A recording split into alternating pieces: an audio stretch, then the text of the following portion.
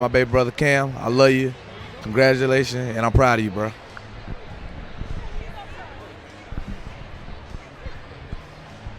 Josh, man, I just want to send a shout out to you, man. I'm proud of you, man. Do your thing, and next thing should be general, okay? Take care, brother.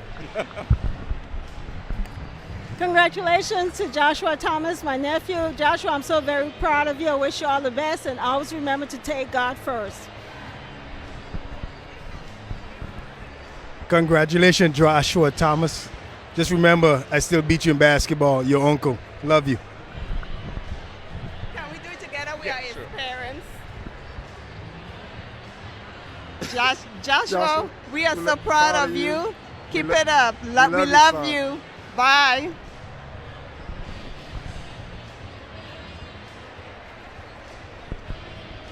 Good morning. I bring you greetings from Americus, Georgia, where we're here to celebrate our son, Arthur Lee Wright III, graduation. He has a degree in health and physical education, following his mother, who is right here, with a degree in health and physical education, and a retired teacher. So we just want to say congratulations, Lee, from your father and mother. How you doing? Hey, how you doing? Good. Ready? Hello, Ariel Danielle here. Congratulations on this great day. Remember this, we are so proud of you and everything that you have accomplished, and take this with you as you move on to your journey. It's not about where and when you start, but it's finish. May God continue to bless you in your life. Thank you.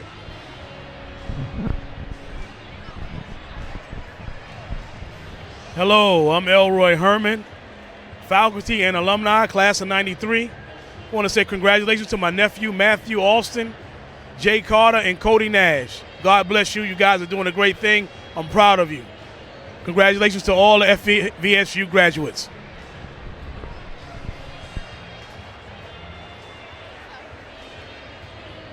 Is he coming too? All right. Congratulations, Ashley. We love you. I'm proud of you. I'm proud of you, Ashley.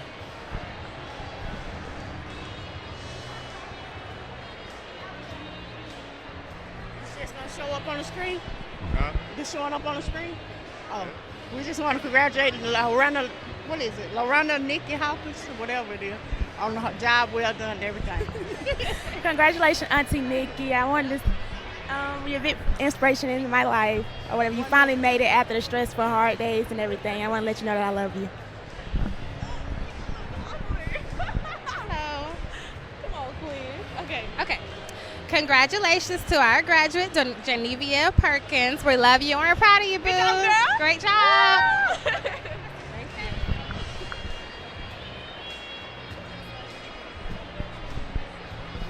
Congratulations, Marquisia. We are so proud of you. We love you, girl.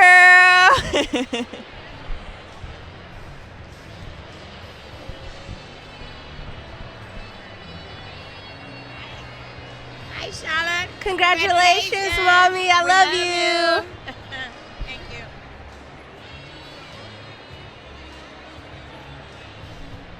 I just want to say congratulations to my brother, Reginald Poole. So We proud love of you. you. Thank you.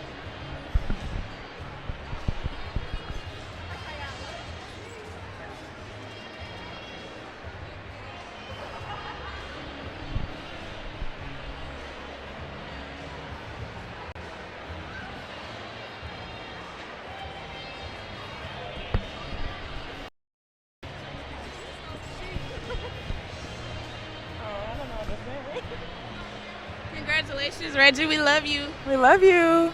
Congratulations.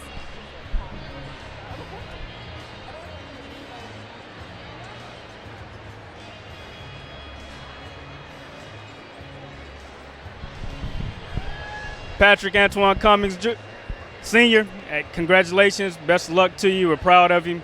We'll see you around. Take care.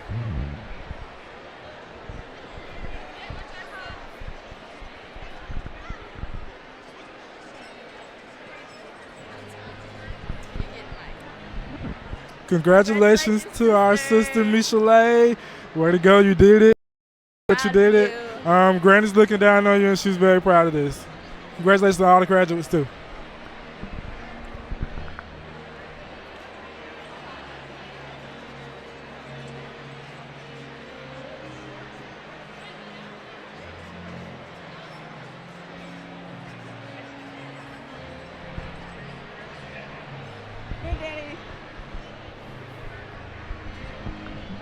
Yeah.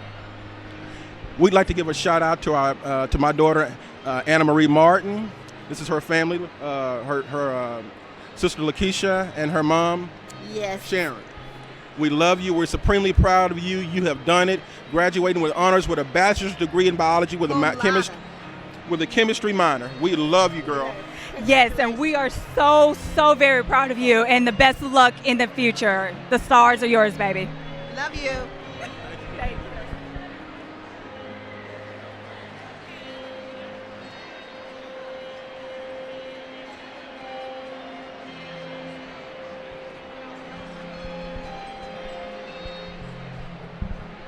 Bernard, congratulations from me and V. Man, after you graduate, I hope all your endeavors and accomplishments succeed after college, man. Good luck. I just want to congratulate all my colleagues out there. Once you walk across that stage, you hit life, so live it to the fullest. Congrats, 2015.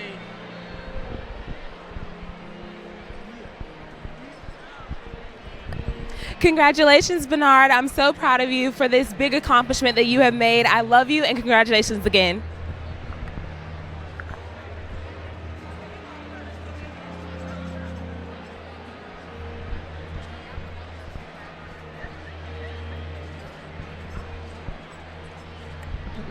Ready?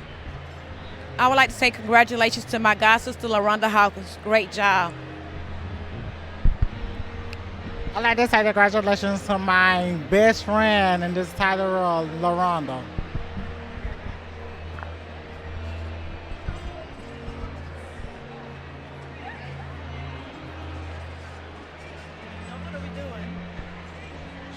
Shouting out, saying congratulations. Okay, all right. Okay. Hello, Patrick Cummins Jr., Senior. We're always proud of you, and we're glad that you are finally reaching this point. So we would like to say from your mommy and your daddy and your sister, we love you and congratulations. Congratulations, Patrick. Congratulations. And continue to do your best. Thanks.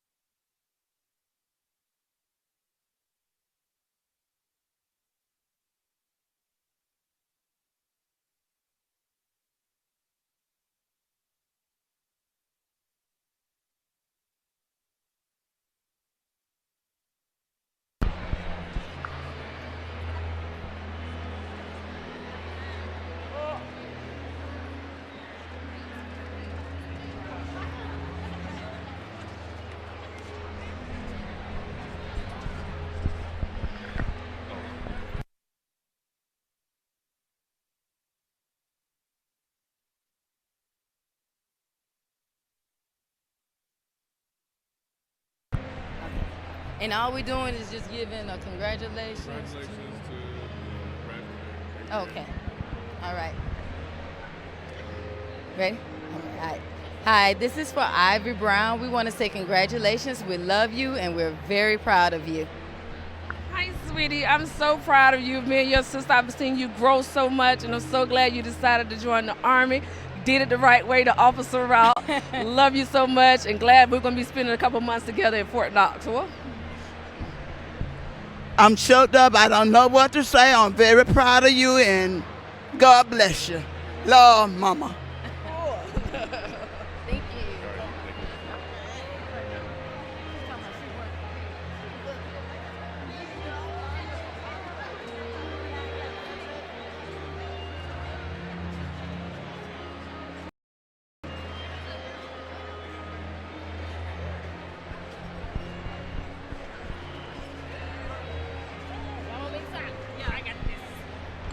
Just go?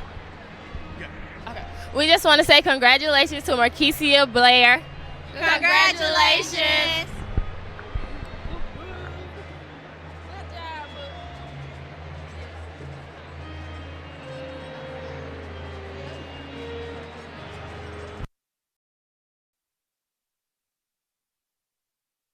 You just say whatever?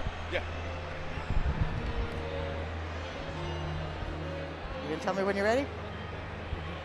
Hey, Anna, your dad and I want you to know that we're very, very proud of you and we love you very much. Good job. Thank you.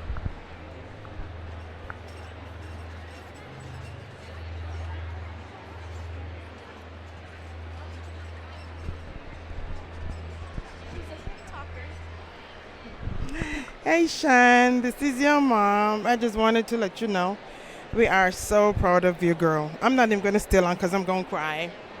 Auntie Bertha wants me to say how proud she is of you. Grandma, everybody, your dad, you know he's shy, so he's very proud of you. And I'm just proud of you till I don't know what to say. But girl, the sky's the limit. Keep pressing on, do what you got to do, and just know that we love you for eternity. Good luck, girl.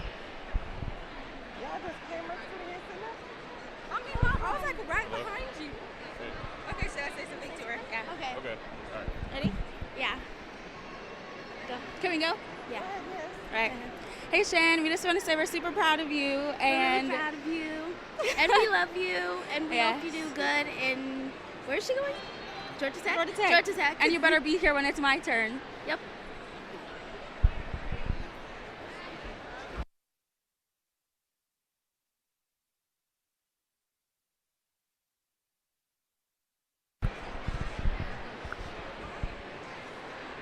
Hi, this message is for Jaleesa Anidra Dixon of Cordial, Georgia. Just wanted to say we are very proud of you, Jaleesa, for becoming a veterinarian. And you are well on your way by accomplishing this, your EBA degree. Thank you.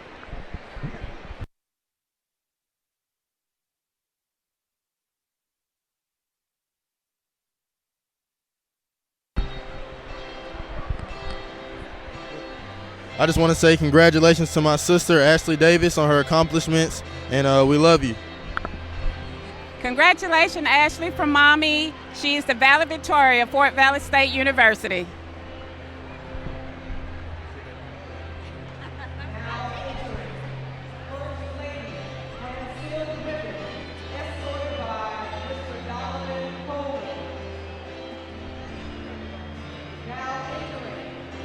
Do we have to hold a mic? Ask them, do we have to hold a mic? Sir, do we have to hold a mic? Oh, okay. Oh,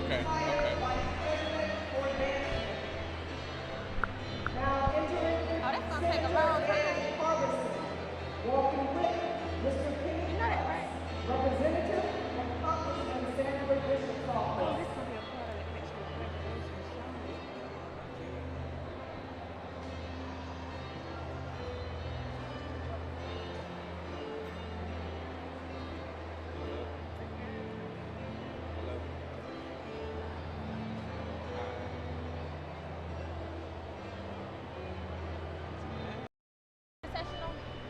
Yeah, they are. You got to stop. So we might as well just go ahead. Okay.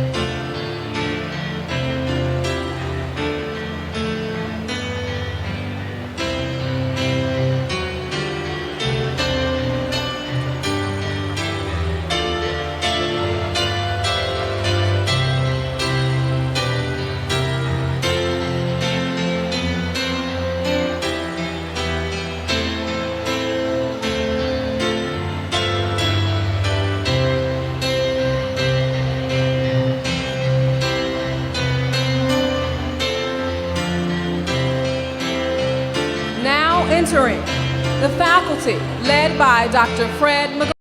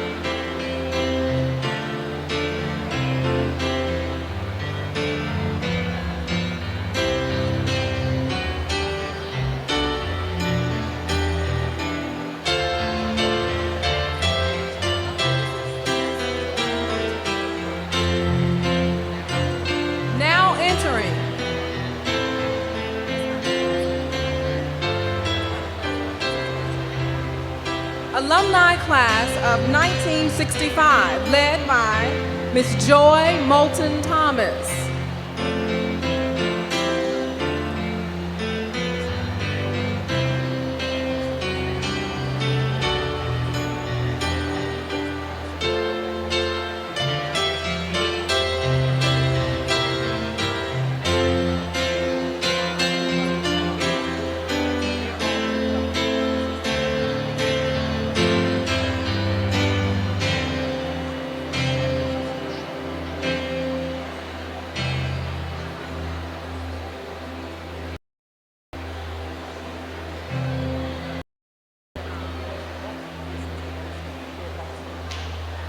Now entering the alumni class of 1965, led by Mr. Ed Boston.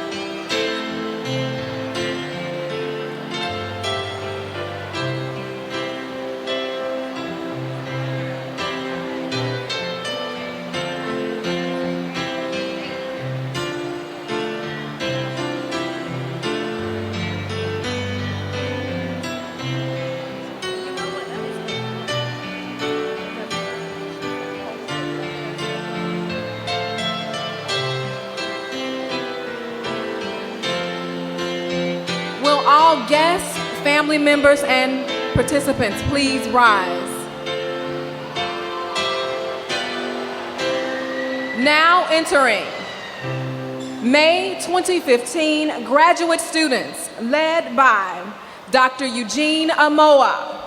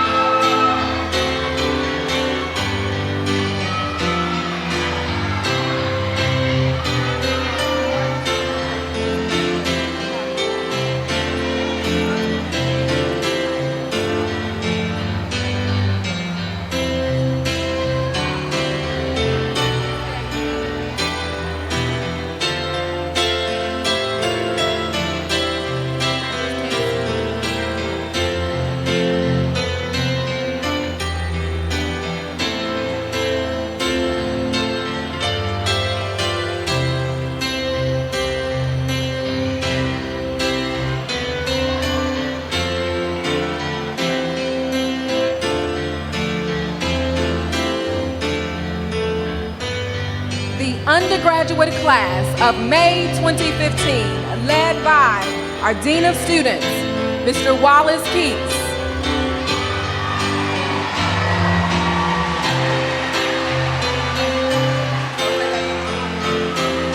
College of Agriculture, Family Sciences, and Technology, led by Dr. Vivian Fluellen.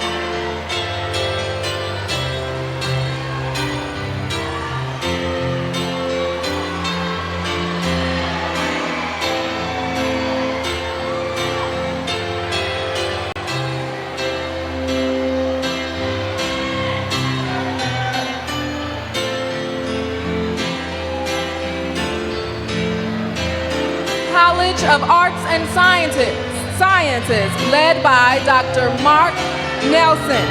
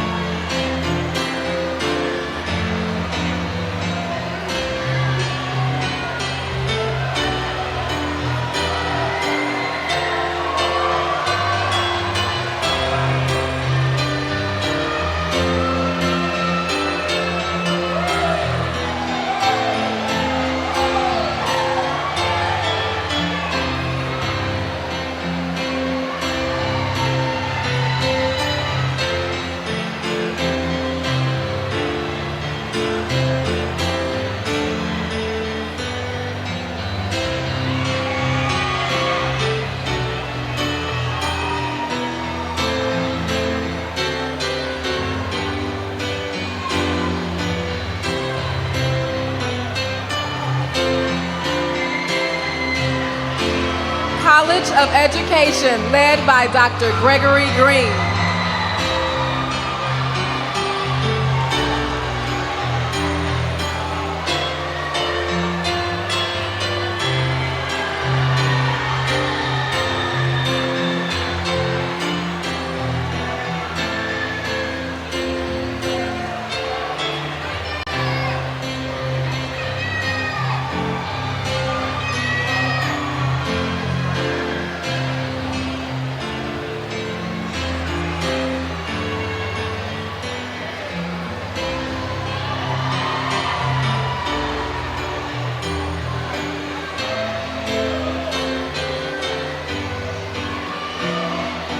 The Presidential Party, led by Dr. Isaac Crumbly.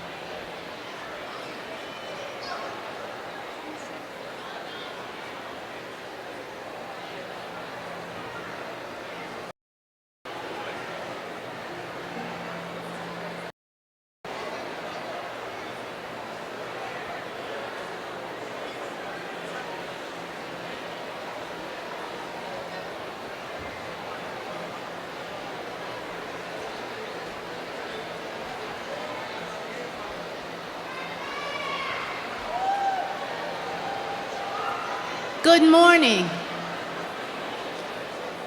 You may be seated.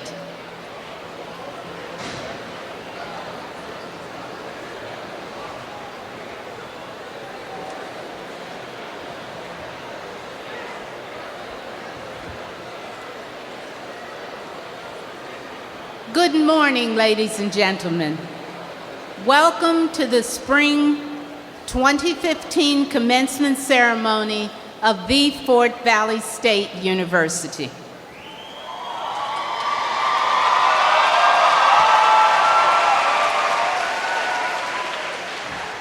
The graduation is a solemn and auspicious occasion. However, before we begin the graduation ceremony, we want to allow our graduates an opportunity to let off steam and celebrate. Graduates, this is your time.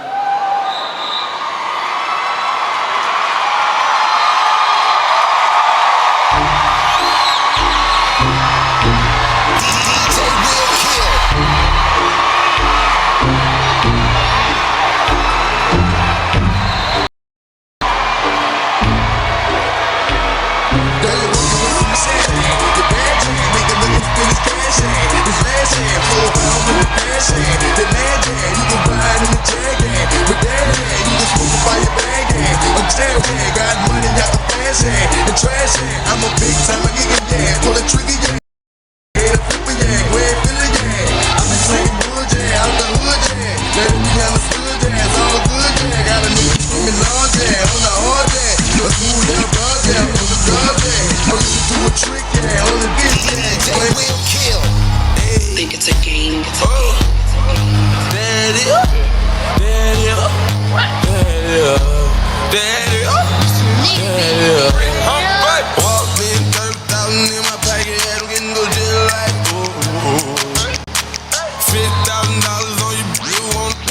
screaming like ooh, ooh, ooh, ooh. Cause I got a check, niggas they wanna flip. I ain't got a flip, but I got it.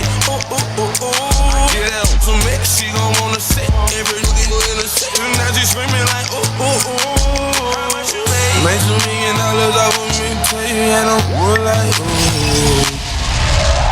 This is how we do it.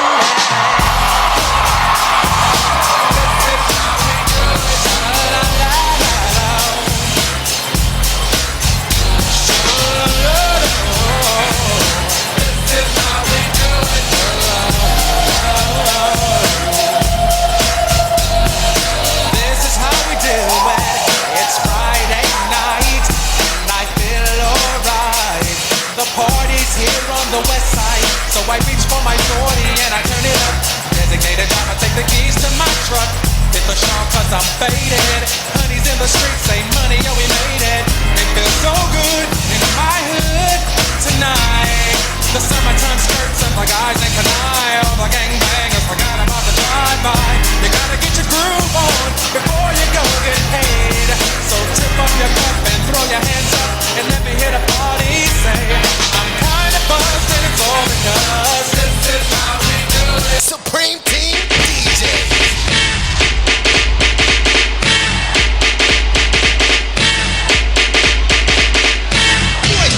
Yeah, Spider-Man and Freeze in full effect.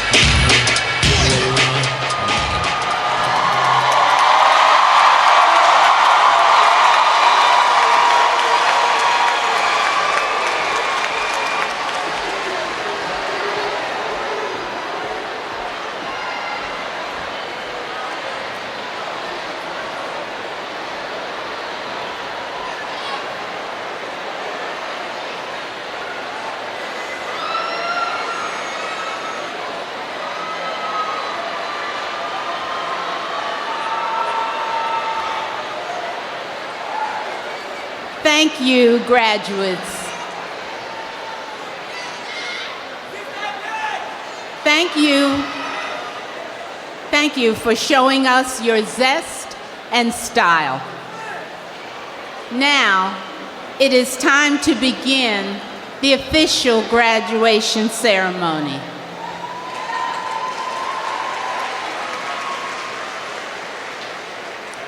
During this time, we expect everyone to observe proper decorum, which will allow all in the audience to hear and enjoy the proceedings.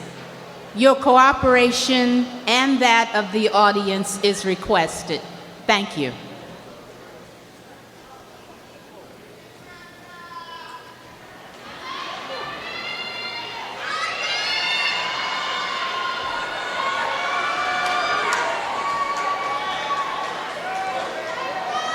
Now it is my pleasure to present Dr. Ivelaw Lloyd Griffith, the 9th president of the Fort Valley State University.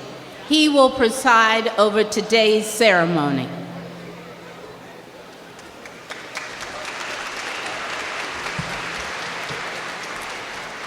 Good morning, all. Please stand for the opening inspirational words, which will be delivered by our salutatorian, Ms. Samantha McCrory. After Ms. McCrory presents our inspirational words, please remain standing and join in the singing of the first verse of the national anthem, followed by the first verse of Lift Every Voice and Sing.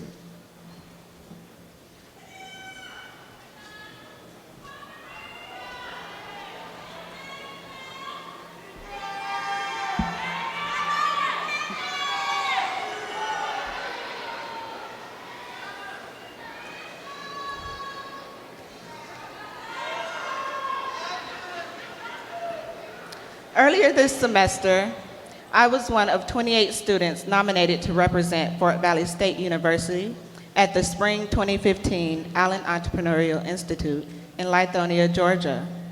I wrote and presented the following poem during that leadership training. Some of our parts. Some of our parts are happy-go-lucky, inspirational, quirky, sometimes flirty or cheeky, bearing cheerful smiles for all to see, evoking feelings of love and peace.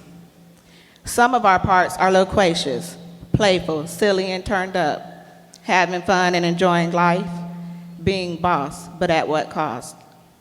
Some of our parts are introverts, too shy to get involved, too quiet to matter. For some, it's all just useless chatter. Some of our parts are harsh, bitter, ugly, strange, transforming us into the grotesque, blowing up and distorting our frame, bent low under the strain of this quest. Some of our parts are anxious, worried, irritated, short-fused, ever ready to make a fuss, nothing to lose, coaxing the fear, feeding the rush, afraid of failure's impending crush. But some of our parts are strong and silent, resilient, forcing the fearful, bitter, grotesque away, keeping it at bay, pulling together tattered dreams held by a tether. This is the part that pulls it all together, focusing, steadying, beating back fear, revealing the sum of our parts in its entirety. We are servicers of our communities. We are entrepreneurs.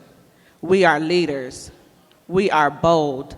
We are wildcats, instilled with greatness and excellence and ready to destroy life's challenges.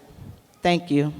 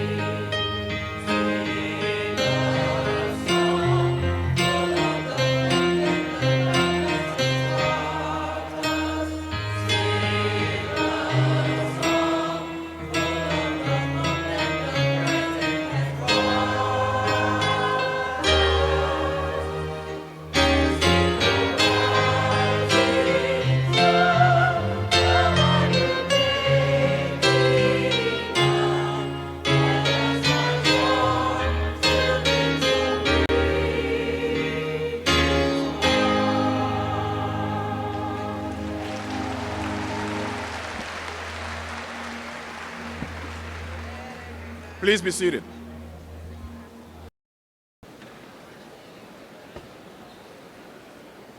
Join me in thanking Ms. McCrory for the opening inspirational words, and congratulations to all of our graduates on your academic achievements. To our Wildcat graduates, our distinguished faculty, staff, students, and family, to our alums and friends, good morning and welcome to our 74th commencement exercise. The graduation ceremony is the most significant and meaningful occasion in our university's calendar. And so, graduates, I join with your parents, I join with your families and friends, I join with your professors and your staff in celebrating your achievements. I urge you to take a look around you this morning. Surrounding you is a community of supporters that involve family members who raised you and believed in you, friends who listened to you and laughed with you, and professors and staff who challenged, who mentored, who prepared you for this day. Let me recognize and invite to stand the woman who is behind my success, First Lady Francile Griffith.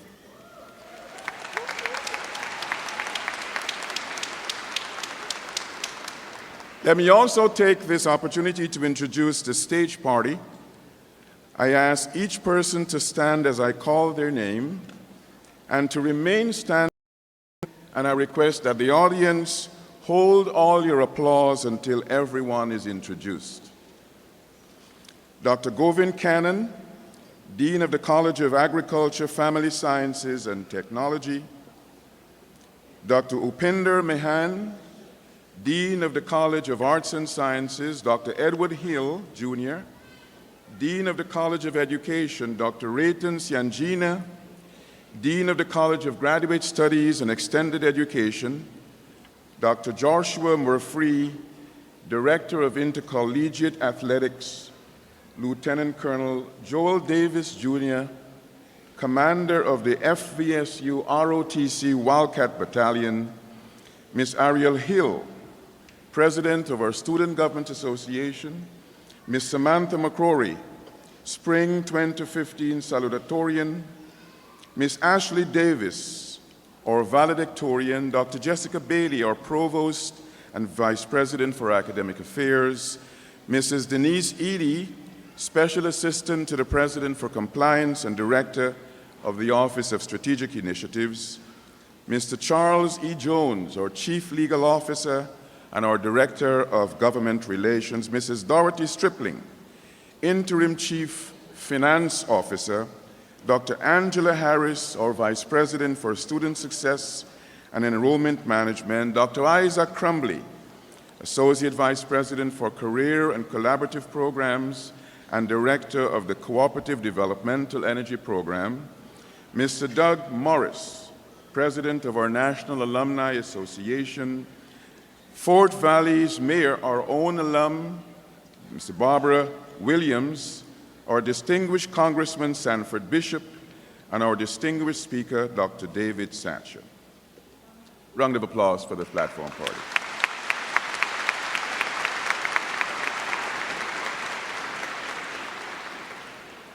Please be seated.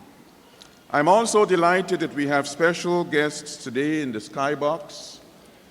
We also have some very special guests seated on the floor. To my left, behind our faculty, we are delighted to be joined by the class of 1965 as they celebrate their 50th class reunion. Let's give them a round of applause.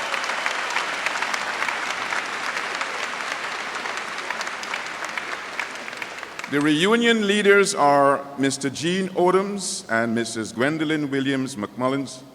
Thank you for organizing this reunion and thank you for being with us. Additionally, ladies and gentlemen, we appreciate the presence today of many, many spouses, many members of the family and friends of our honorees and program participants. Let me share with you the journeys of just two of today's graduating seniors. Let me tell you first about Miss Yasmin Myers, a 21-year-old history major from Columbus, Georgia. Miss Myers is a fifth-generation graduate of this institution.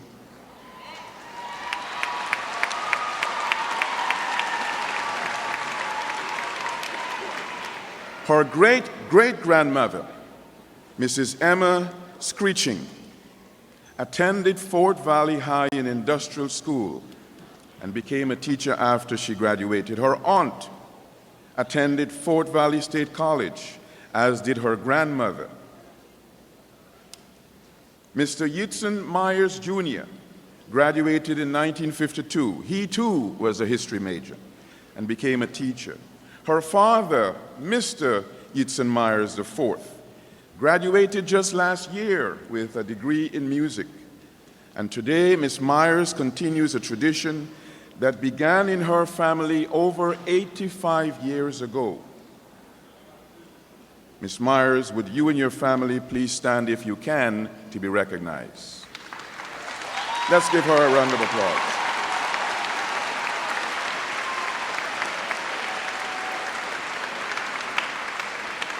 Ladies and gentlemen, let me tell you about the second student.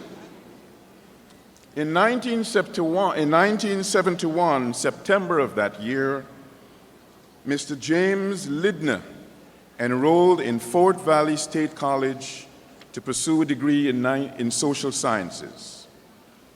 Unfortunately, in 1973, his grandmother gave him $40 for gas and signed him to get in the next car to travel from a faraway place called Macon to come to the Fort Valley State College. But as a result of academic issues and professional opportunities, in 1977, Mr. Lindner made the decision to forego completing his college degree. Throughout the years, however, he never stopped dreaming about completing his academic journey. A graduate of Fort Valley State University today, 44 years after he began that journey. Let's give him a round of applause. Let's have him stand if he's here. There he is, 62 years old.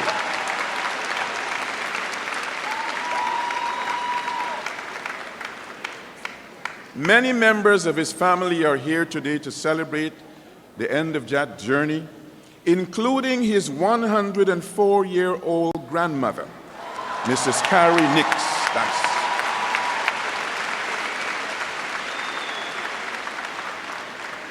Ladies and gentlemen, seated with you today is one student who is especially excited about May 2nd.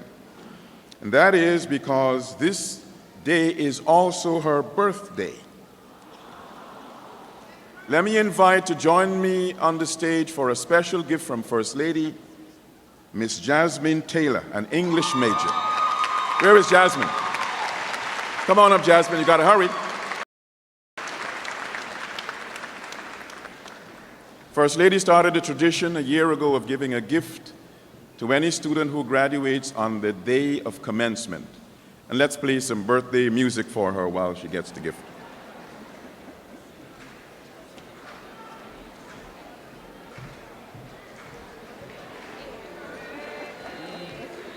Happy birthday to you.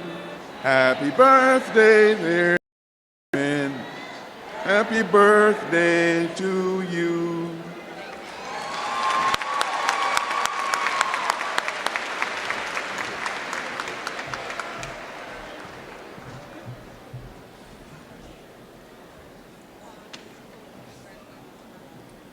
As Jasmine makes her way back to her seat, let me tell you about this graduating class.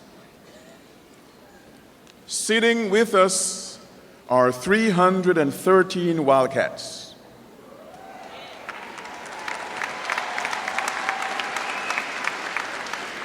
Forty-two of them are in the College of Agriculture, Family Sciences, and Technology. 200 are in the College of Arts and Sciences. 12 are in the College of Education, and 59 are graduating in the College of Graduate Studies and Extended Education. You've already been introduced to the most senior graduate today, Mr. James Lindner, 62 years old. But let me tell you of the youngest graduate. The youngest graduate is graduating with his bachelor's in mathematics, Mr. James Patel. He is 20 years old.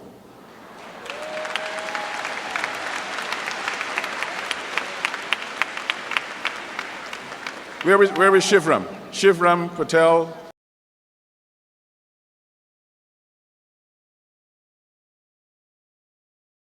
Thank you.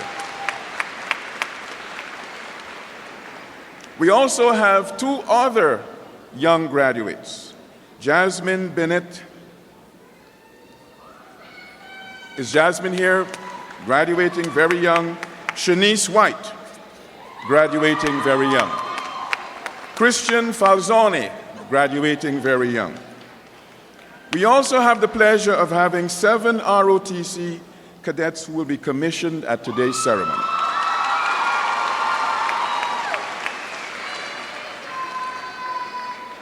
But as I come to the end of the profile of this year's graduate and this spring's graduating class, let me tell you that 108 of you are graduating with honors, 71 as cum laude, 20 as magna cum laude, and 17 summa cum laude. Let's give a round of applause to all our graduating students.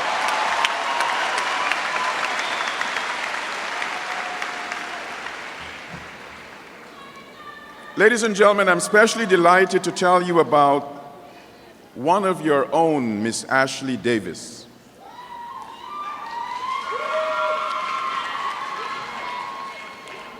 Ashley is a mathematics major and she is a cooperative developmental energy program scholar. She is the student with the highest overall GPA this spring, a perfect 4.0.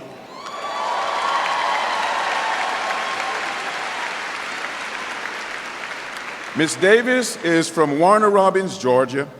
She's the daughter of Robert Flip Davis and Mizelle Davis. Upon graduating as her high school class valedictorian in 2012, Ms. Davis enrolled in Fort Valley State University following the tradition of her father. Father started here in 1980. During her career at this university, she has served as a financial secretary and the treasurer for her sorority. She has served as the president of the National Society of Black Engineers. She has served as a Thurgood Marshall Leadership Institute participant in Washington, D.C. This August, Ms. Davis will enroll at the Georgia Institute of Technology, where she will pursue a second bachelor's degree in electrical engineering. Please join me in congratulating and welcoming to speak to you our valedictorian, Ms. Ashley Davis.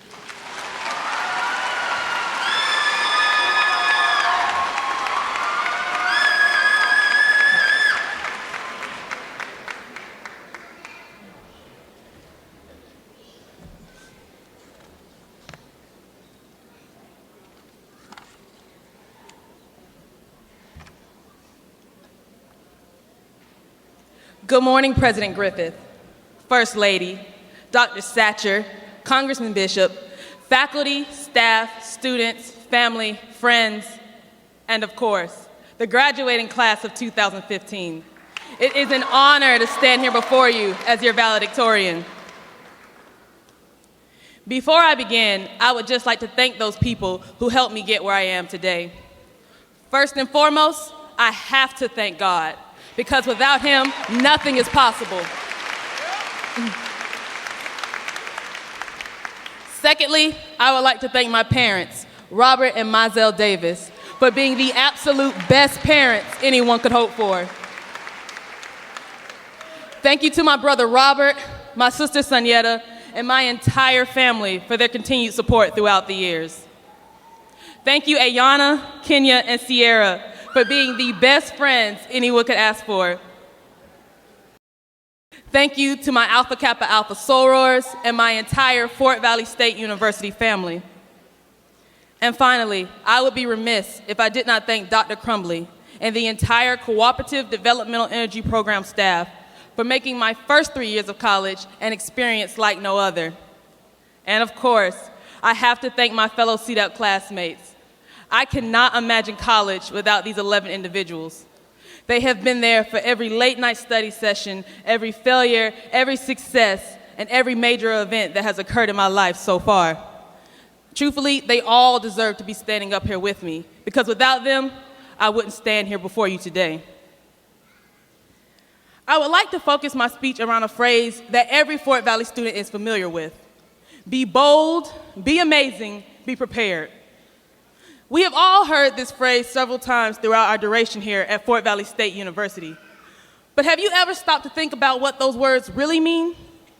Why do university officials, both past and present, feel it is so important for Fort Valley students to associate themselves with words such as bold, amazing, and prepared? I want to take a moment to analyze what these words really mean. Be bold. Bold is defined as a person who is confident, courageous, and willing to take risks. Class of 2015, are you bold? All right. Are you confident enough to face the world ahead of you with the assurance that your university has prepared you to be nothing less than spectacular? Do you possess the courage to live up to your full potential and be all you can be? And do you possess the ability to take calculated risk in the face of impossible odds? As we go on and venture into our respective careers, we will have to be bold. We will have to utilize the confidence, courage, and risk-taking skills instilled in us here at Fort Valley State University. Be amazing. Amazing describes a person who is astonishing and surprisingly impressive. Class of 2015, I don't know about you, but I'm not here to be average. I'm here to be amazing.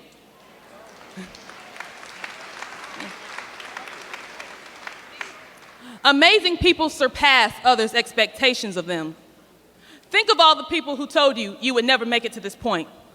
Think of all the obstacles that tried to keep you from graduating. Yet, in spite of all the hurdles, setbacks, and naysayers, you have made it. You have beaten the odds. You have achieved the seemingly impossible. You are amazing.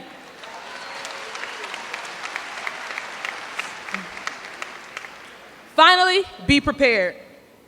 To be prepared is to have a plan for success. We all know how important it is to be prepared. Just think of the difference in your test scores when you studied for a test a week in advance versus studying the night before. From this point on, preparation goes beyond just passing or failing a test. It's the difference between minimum wage and a six-figure salary. It's the difference between climbing the corporate ladder and staying in an entry-level position. So I ask you, do you have plans for your future? Are you prepared to live the life that you want to live? Fort Valley State University has done its part to equip you with the skills and knowledge you need to be successful. Are you prepared to take that knowledge and transform it into something great? Because remember, failing to plan is planning to fail. So be bold, be amazing, be prepared. I want to add a directive to that phrase. Be proud. Take the time to realize that you are officially a college graduate.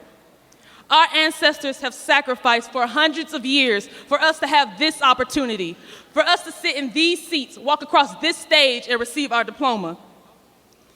Be proud of what you have accomplished. Not only are you a college graduate, you are a graduate of the Fort Valley State University. Don't take that lightly.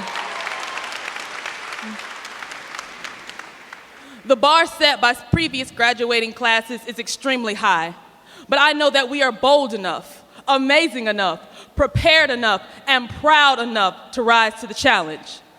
Congratulations, class of 2015. Thank you.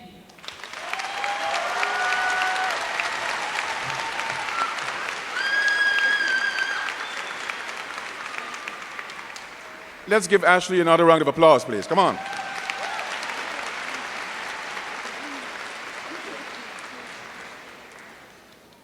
We're approaching that part of our program where we receive words of wisdom from our commencement speaker. I am delighted that our own Congressman Sanford Bishop was able to rearrange his calendar to be able to join at this ceremony and introduce our keynote speaker. Please welcome our Congressman Sanford Bishop.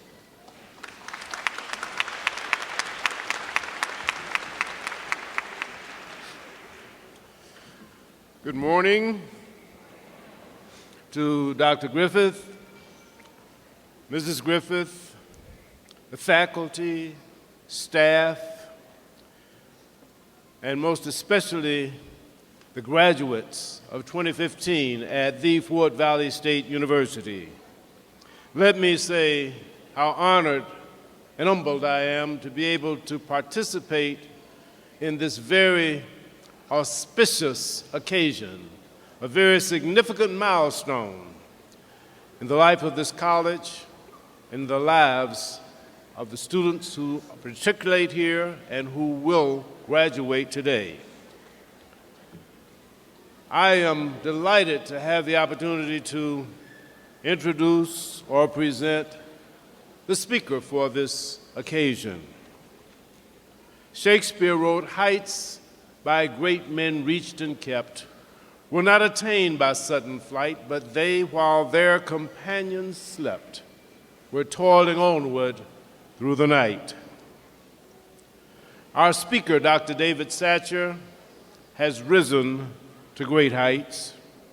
Surgeon General of the United States, President of the Morehouse School of Medicine, President of Meharry Medical College, Director of the Center for Disease Control and Prevention, Assistant Secretary for Health, United States Department of Health and Human Services, Director of the National Center for Primary Care at Morehouse School of Medicine, and founder of the Satcher Health Leadership Institute at the Morehouse School of Medicine.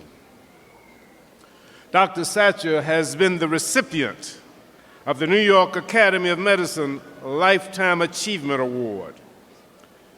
He's the recipient of the Jimmy and Rosalind Carter Award for humanitarian contributions to the health of humankind.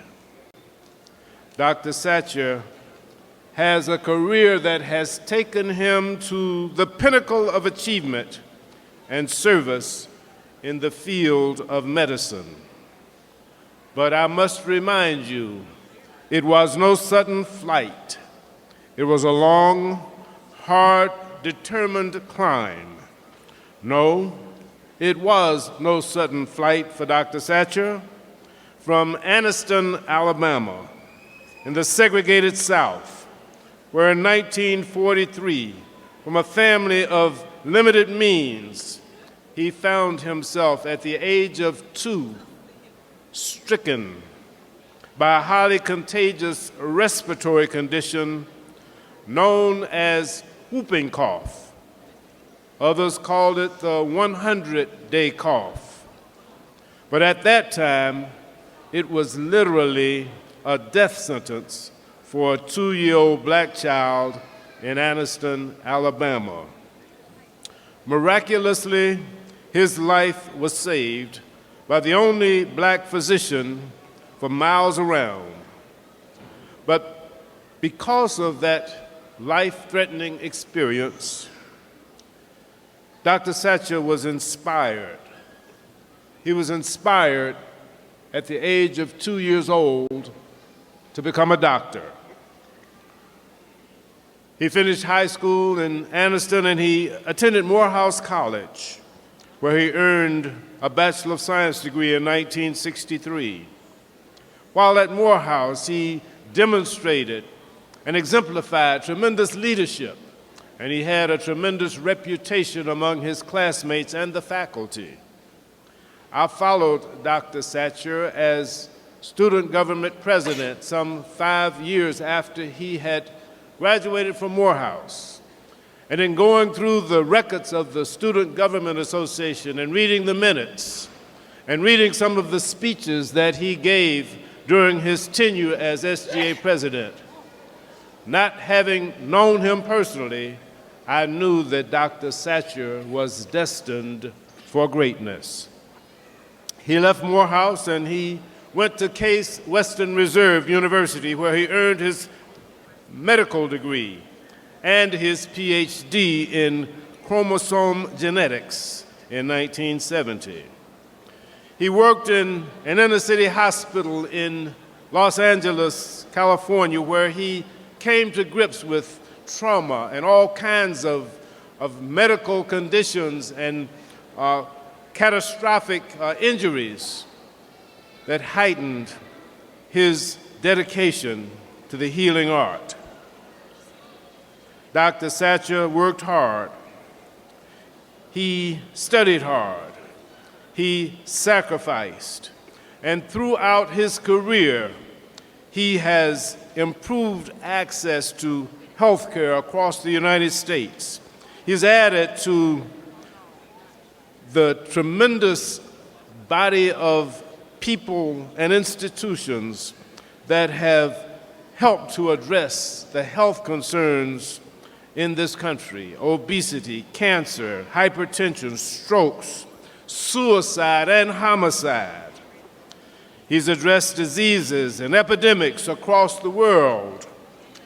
He has left and is leaving a legacy of leadership for a new generation of future health professionals. Dr. David Satcher has truly made a difference, and this morning we are all honored to have him to come and to bring words of wisdom at this 2015 commencement exercise.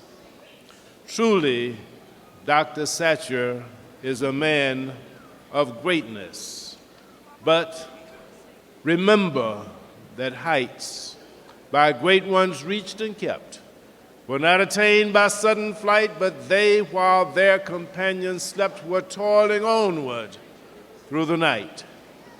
Let us receive Dr. David Satcher.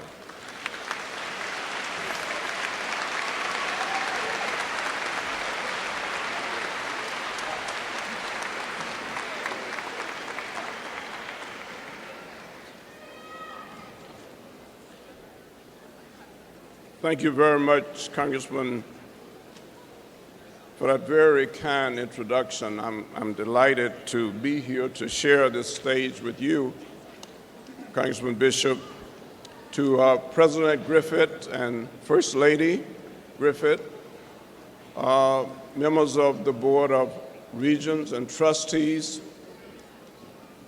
members of the administration, to faculty members and students, the class of 1965, congratulations. This is a great day. And to all of you distinguished people, but especially to the class of 2015, I am delighted to be able to join you as you graduate, and I want to begin by congratulating you and saying how much it means that you have made it to this point in your life and career. Members of your family who are here, your parents and siblings and grandparents and significant others, this is a great day. It's a great day for America because America needs more people like you, more people who take the time to educate themselves, to prepare themselves to contribute. So let's give the class of 2015 another hand.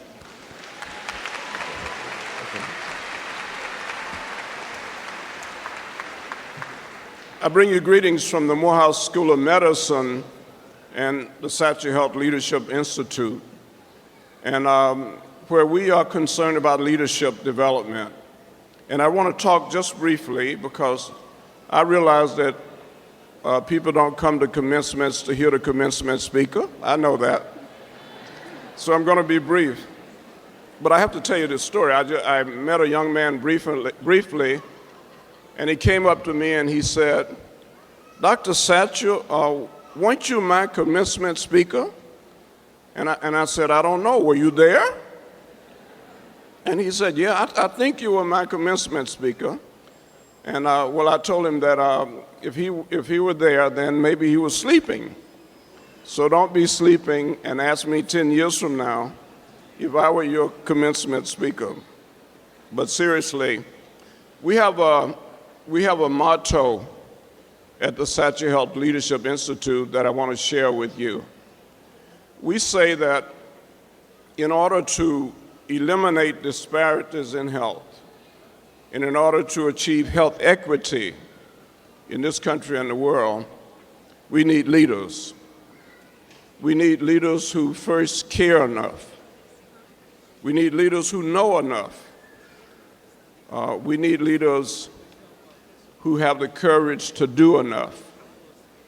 And finally, we need leaders who will persevere until a job is done. I was so impressed with Ashley Davis and her presentation, and she represents you quite well. And it's encouragement to all of us in terms of the future. But I want to say that we're in the business of recruiting leaders because there's such a great need. So I hope that each one of you will see yourself as a potential leader. And when we talk about leadership, we don't believe that leadership is position dependent. We believe that people can lead from many different positions. But we do believe that we need people who care enough. Patients have often said about their doctors, it doesn't matter to me how much you know until I know how much you care. You know, that doesn't just apply to medicine. People need to know that you care. And so I think the first thing that we ask of leaders is does she care enough? Secondly, we need leaders who know enough, and that's why it's so important that you have already taken the time to prepare yourself for leadership roles. We need leaders who have the courage to do enough. Now, I came through a little over 50 years ago as a student at Morehouse College during the Civil Rights Movement, the sit-in movement. And for trying to eat at restaurants, we were arrested, sometimes even sent to prison. But I think what I was a part of and what I appreciate so much about my life is to see the courage of students and to be a part of the courage of students who really fought and were willing to sacrifice in order to change the world we live in. So when you go to restaurants in the community now and take it for granted, be sure to remember that there was a time when that couldn't happen, and that required the sacrifice of many people. So today as you graduate, you too will obviously have to make sacrifices, and I'm sure that you will. But I want to talk about balancing your life balance. I have lived now almost 75 years, and I know that life is like a long-distance run. It's a long journey. And somehow one of the real challenges is to endure. You have to be careful how you start. If you run too fast at the beginning, then you burn out and you're not there at the end. So life is like that. You really have to look at your life and decide where you want to go and set a pace that will get you there. Don't run too fast at the beginning such that you might not have anything left near the end. So remember, life requires pacing. I think it was Justice Oliver Wendell Holmes who said, it really doesn't matter so much where a person stands. What matters is what direction are you moving in. So as a student here at the Fort Valley State University, you have been given direction.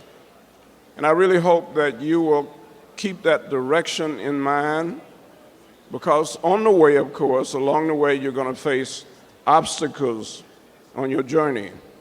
It's really important to know that even when you get knocked down, you have to get up and remember what direction you were headed.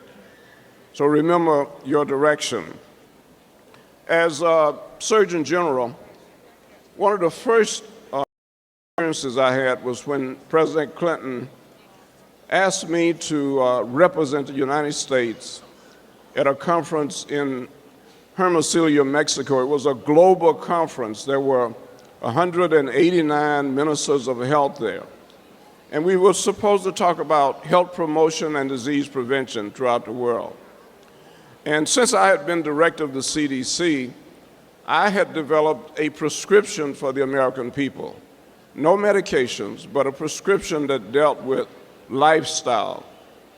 And I hadn't decided what I was going to do with that prescription, but at this conference in Hermosillo, Mexico, for the first time, I released this prescription.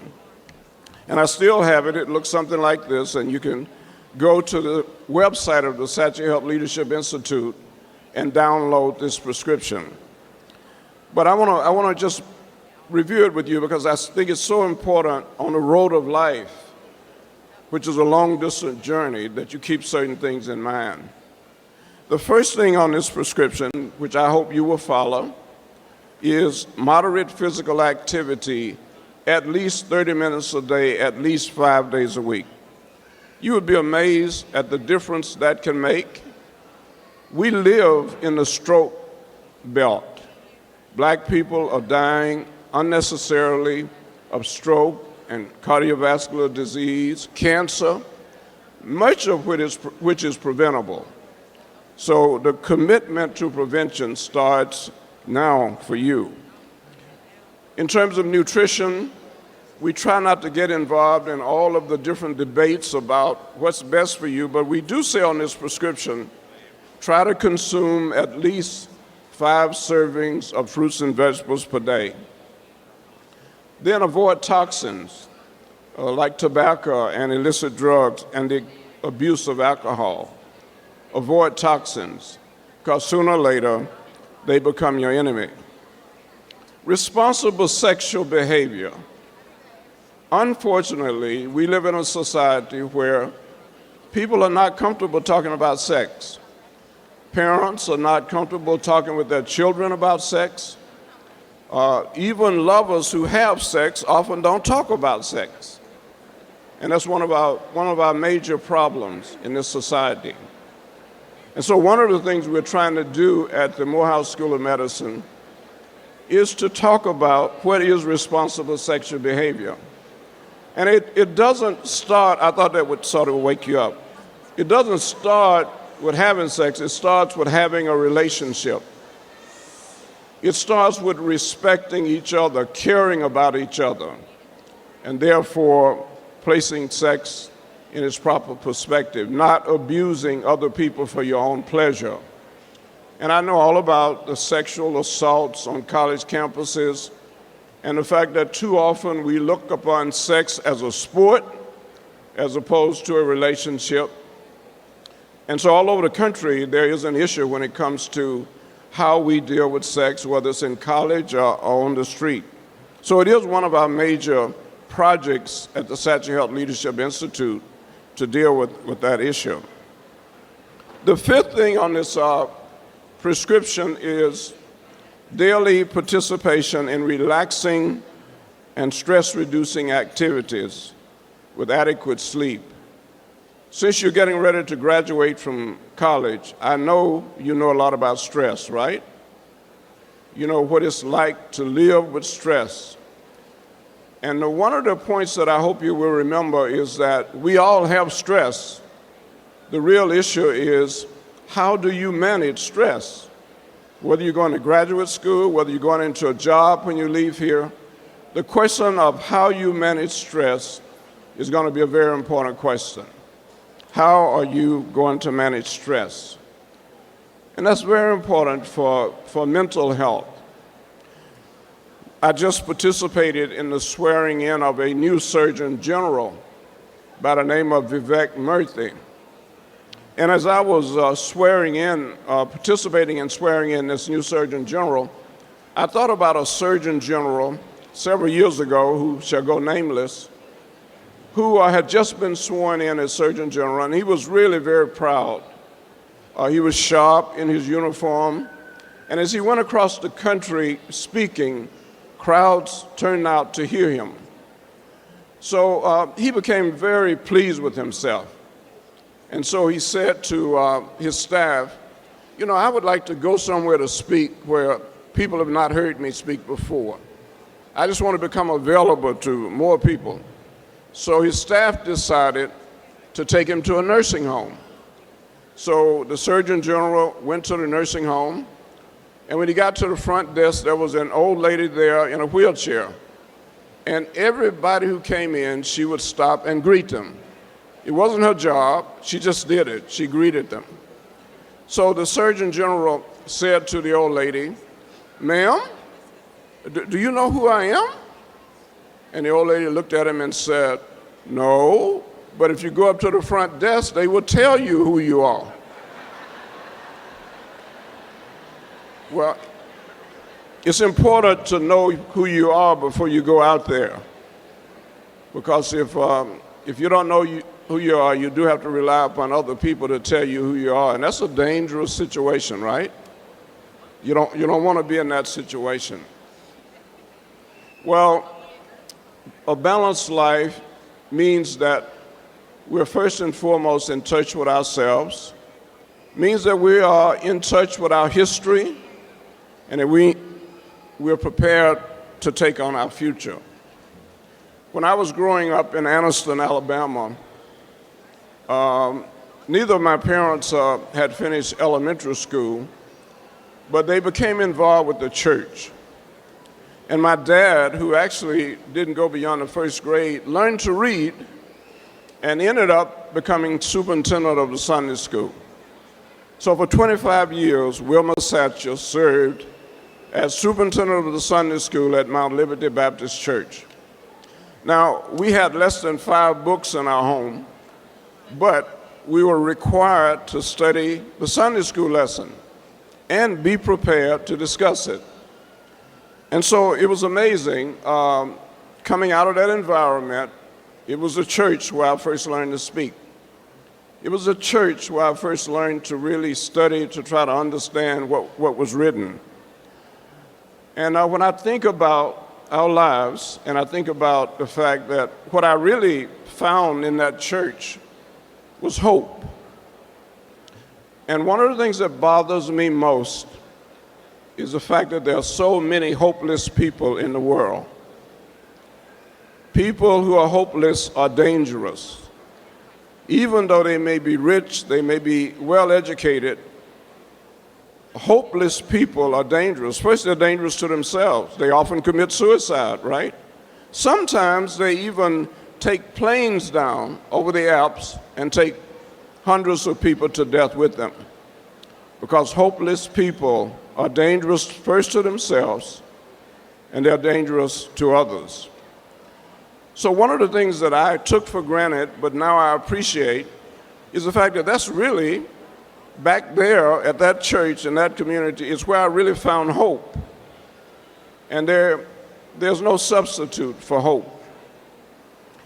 There was an old hymn that they used to sing back then that I didn't think much about. I think Johnny Cash later made it into a record. It says that life is like a mountain railroad with an engineer that's brave. We must make this run successful from the cradle to the grave. Heed the curves and watch the tunnels. Never falter, never fail. Keep your hands upon the throttle and your eye upon the rail. Life is a long-distance run. And as you leave here today with your degree, I hope you're prepared for that long-distance run.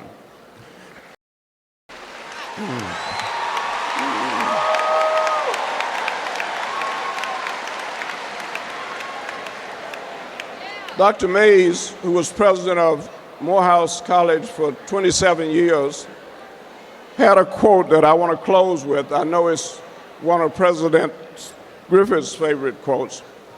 But Dr. Mays used to say to us, "It must be borne in mind that the great tragedy of life is not in failing to reach all your goals.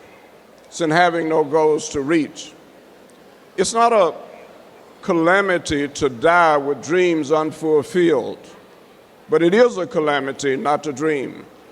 It's not a disaster if somehow you fail to achieve your highest ideals, but it is a disaster to have no high ideals for which you're striving.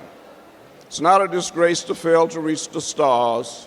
It's a disgrace to have no stars for which you're reaching.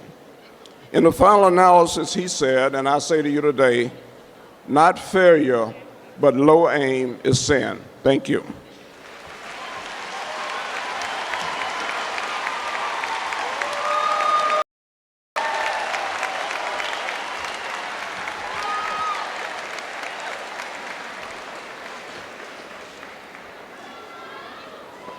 Thank you so much, Dr.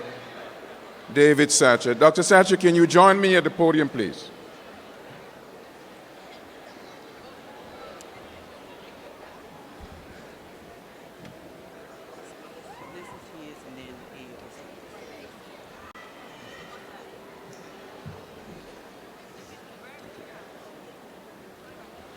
Dr. Satcher, in appreciation for not only the time you've taken to prepare those words of wisdom, but also to spend time delivering them and being with us, I'm delighted to offer you an award, the Presidential of Excellence, as well as the official Fort Valley Excellence Trophy. Thank you. Let's step back so you can take a picture.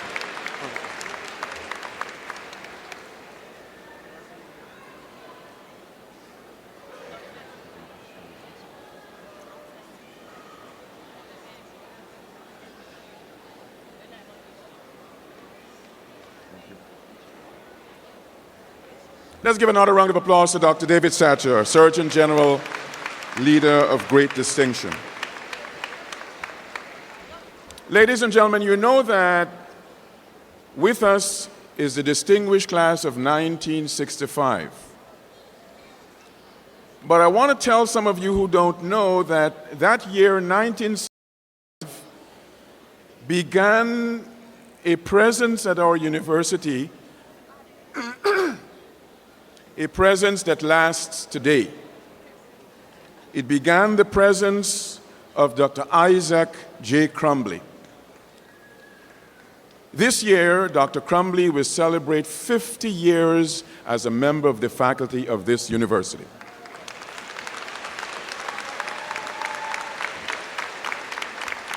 Over the course of the 50 years of dedicated service, Dr. Crumbly has achieved success as a developer of the innovative program called CDEP. Achievement as a researcher, a teacher, a mentor. Not only has he been giving to this university, but his work has been recognized beyond the university. He is known to be a skilled grants person, has done work that brought over $30 million worth to our university through funded proposals, through grants, through corporate partnerships, and other things. In 1983, he founded CDEP, and CDEP has provided over 850 internships, more than 320,000 hours of hands-on experience to students across our university, across this nation. Dr. Crumbly has received numerous awards, including recognition by 2 presidents of the United States. And in 2011, January, he received President Barack Obama's Presidential Award for Excellence in Science, Mathematics, and Engineering, having received one from President Reagan in 1988. Dr. Crumbly and his wife, Dorothy Myers Crumbly, are parents of 2 sons and a daughter, and they have 5 grandchildren. Indeed, 2 days ago, and I know he didn't want me to tell this, but I'll tell it. 2 days ago, the Crumbly family participated in a special change of command ceremony right here in Warner Robins. You see, Lieutenant Colonel Konata Crumbly took command of one of the J-Star's flying units at Robins Air Force Base, becoming the first African American to command a flying squadron in the history of the Georgia Air National Guard. Let's give the Crumblies a round of applause. And so I invite Dr. Crumbly to join me, and I would like to present him on behalf of this university for his 50 years of dedicated service. I want to present him with a blue crystal clock as a sentiment of the time served and time well served.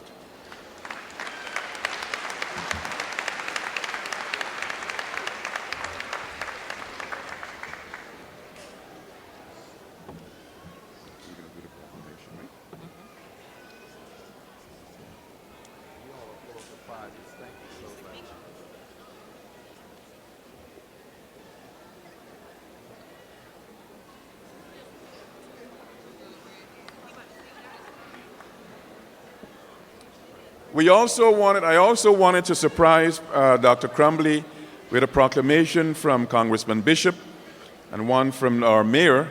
They're not going to read the proclamation, we'll just present it to him.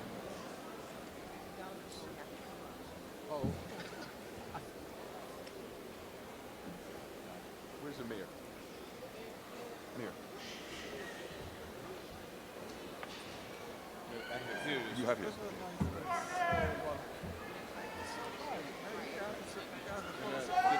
Yes, please. Yeah.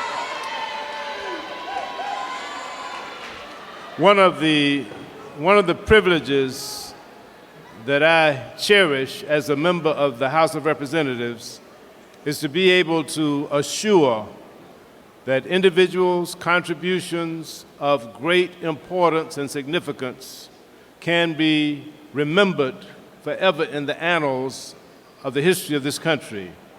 And so, in honor of Dr. Crumbly's great achievements and his 50 years of service, on May 1st, I had spread across the congressional record in the proceedings and debates of the 114th Congress First Session words in recognition of Dr. Isaac J. Crumbly, and it was published. You can Google it and you can see it, but I have what we call a pretty copy for Dr. Crumbly and Mrs. Crumbly to remember this by.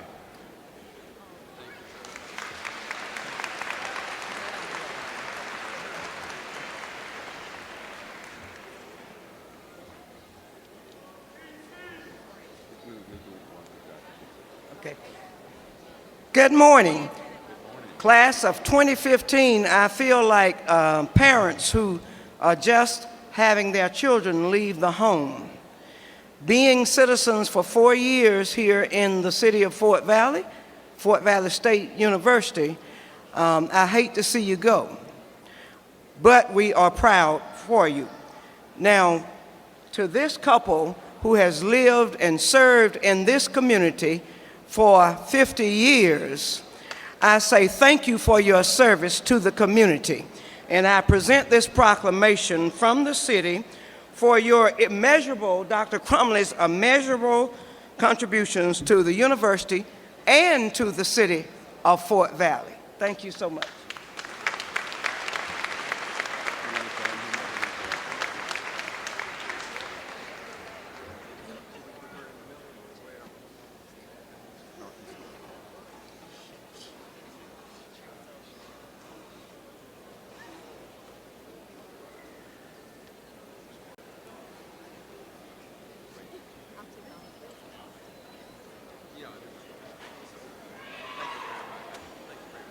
Now a round of applause for the Crumblies, please.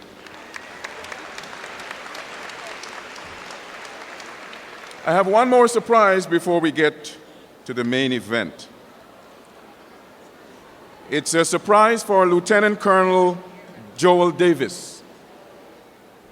We may know Lieutenant Colonel Joel Davis as our professor of military science and as a commander of the Wildcat Battalion.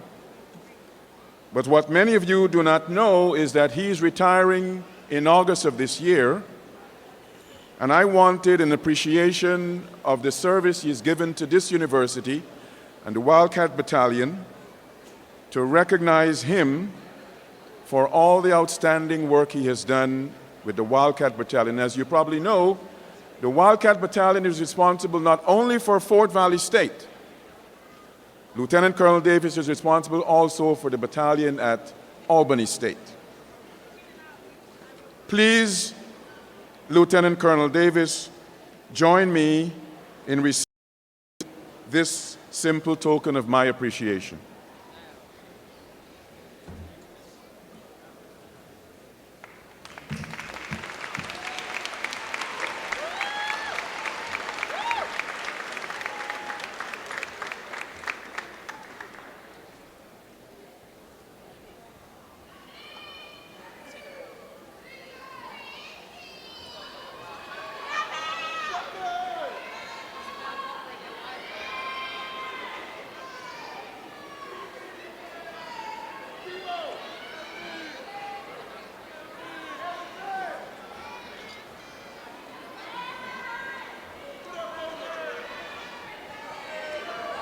Greater love hath no man than he would lay down his life for his friends.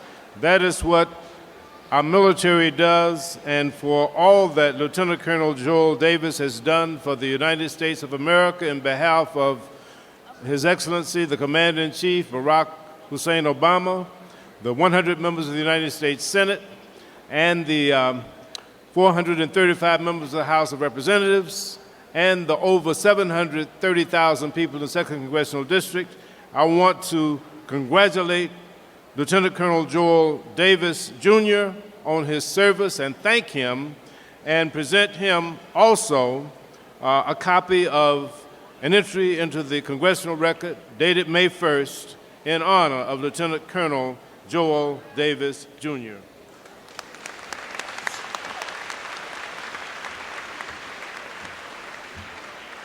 And Lieutenant Colonel Joel Davis, Jr., on behalf of the 9,815 citizens in the city of Fort Valley, I say thank you for your service to the United States of America, to my alumnus, to my alma mater, Fort Valley State University, and the city of Fort Valley. Thank you so much.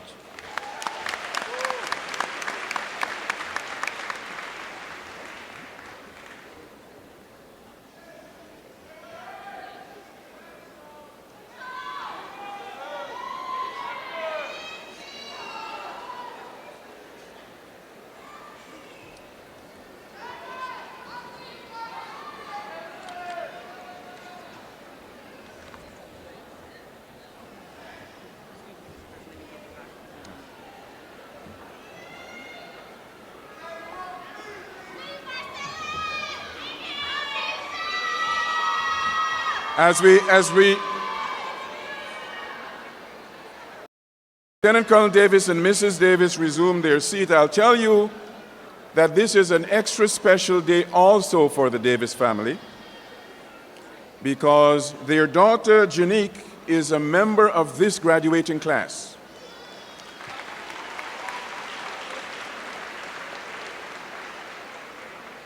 And I'm going to spill the beans, Lieutenant Colonel Davis, because Janique is also this month going to be getting married. Congratulations to an addition to the family.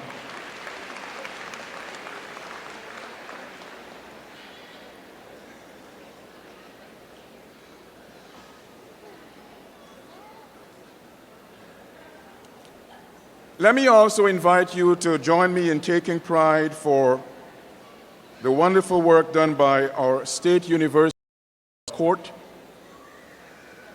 our Student Government Association.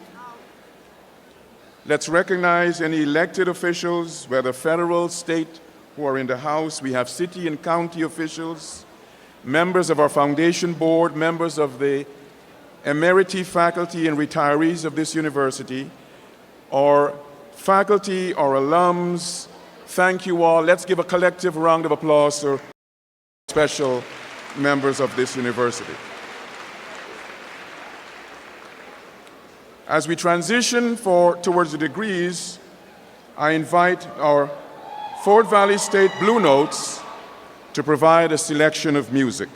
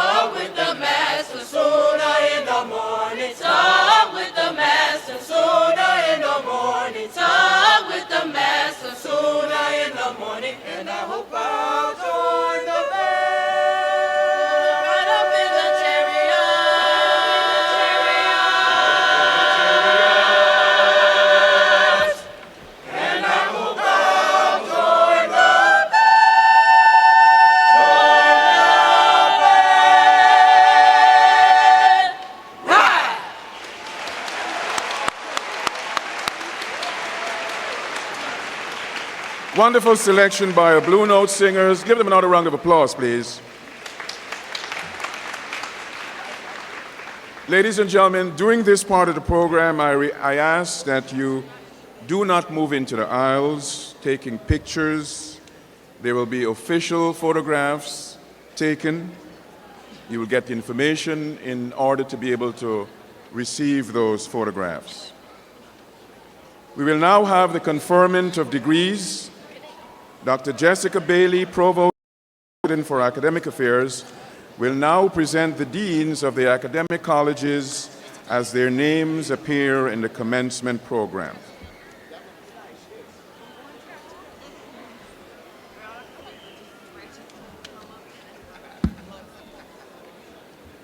Mr. President, I have the privilege of presenting to you Dean Rayton Sangina, who will present the candidates in the College of Graduate Studies and Extended Education.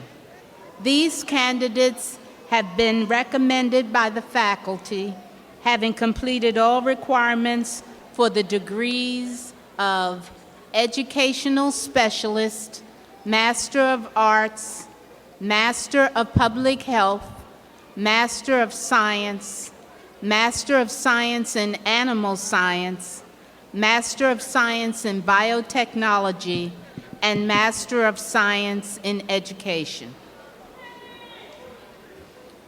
Will the candidates rise? Your majors are called Educational Specialist, School Counselor, Education, Master of Arts, in history. Master of Arts in Teaching, Biology, and History. Master of Public Health, Environmental Health.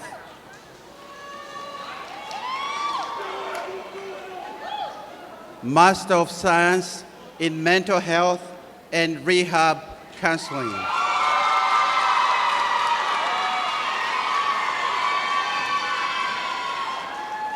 Master of Arts, Science in Animal Science.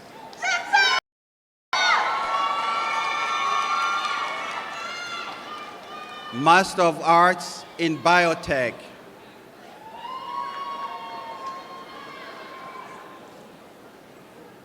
And Master of Science in Education, Middle Education, School Counselor Education.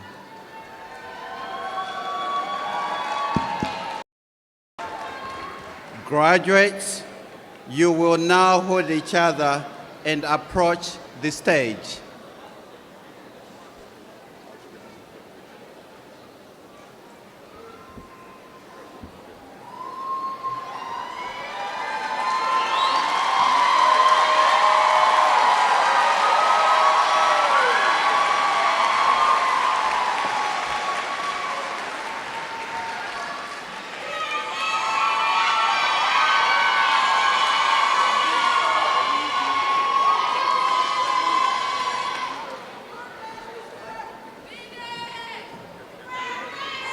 April Griffin.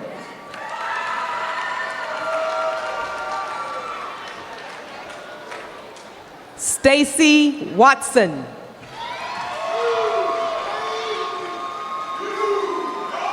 Aisha Jackson. Joelle Bright.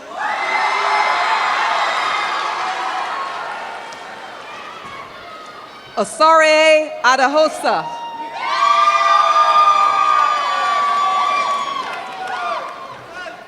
Felicia Parker.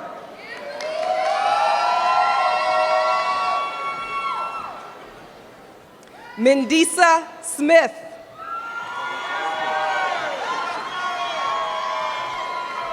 Amen Weaver.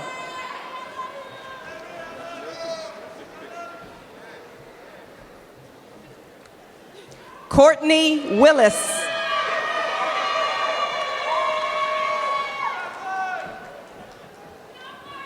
Ivy Ajahi.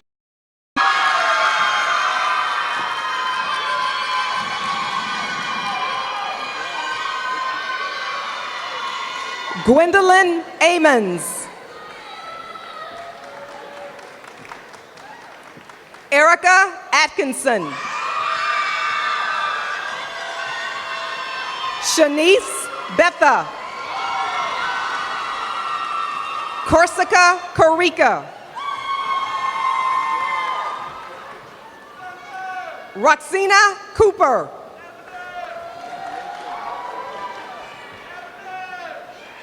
Anthony Crawford. Christina Dees. Kayana Grant.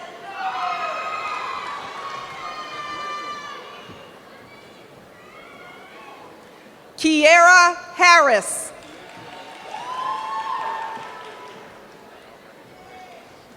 Kirsten Holland.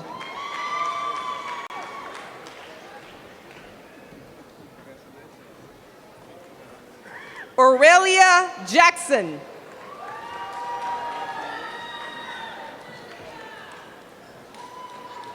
Reginald Johnson.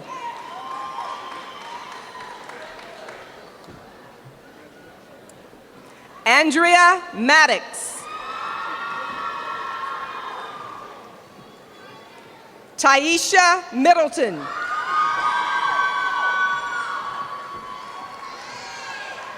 Latalia Minix.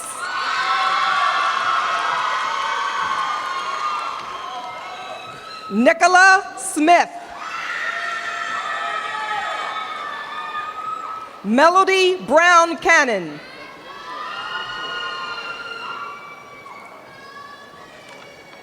Belinda Fortenberry.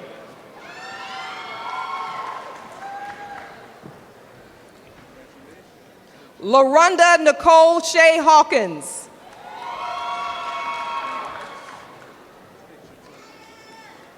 Valerie Antoinette Jones.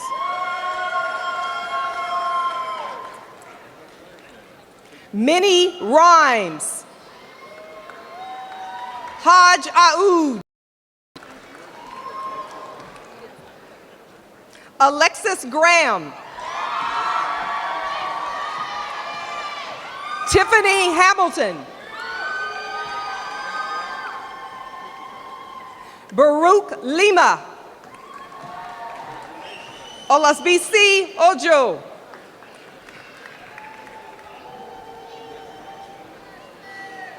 Aquelia Rivers. Jataya Sheed. Daniel Ekafre.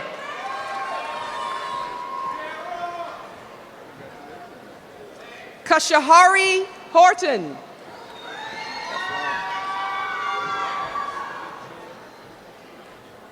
Audrey Vanessa Ezel.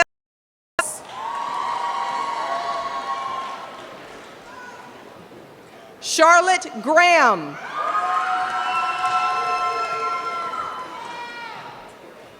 Terrell Matchett.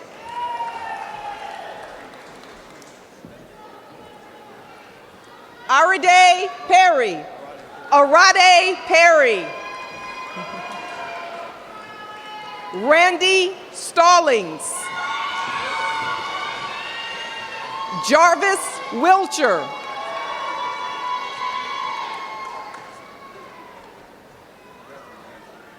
Are we switching or am I going? I'm going through. Or you want to do?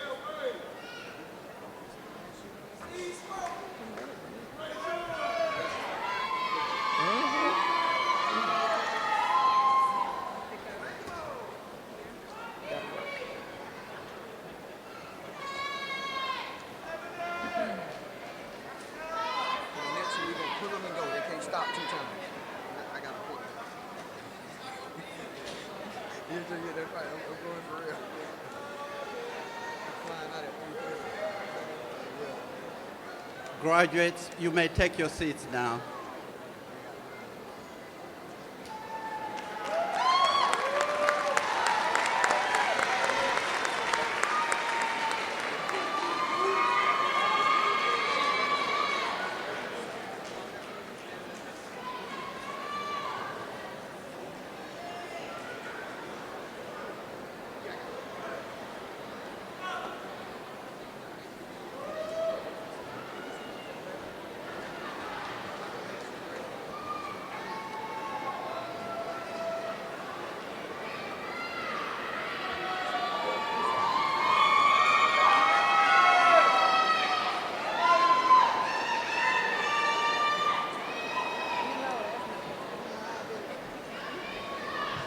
Mr. President, I have the privilege of presenting to you Dean Govan Cannon, who will present the candidates in the College of Agriculture, Family Sciences, and Technology. These candidates have been recommended by the faculty, having completed all requirements for their respective degrees.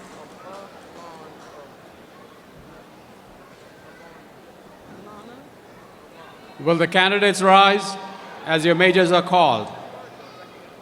Bachelor of Science in Agriculture, Engineering, Technology. Bachelor of Science in Veterinary Technology. Bachelor of Science in Agriculture, in Agricultural Economics. Animal Science. Plant Science. Bachelor of Science in Electronic Engineering Technology. Bachelor of Science in Family and Consumer Sciences in Food and Nutrition.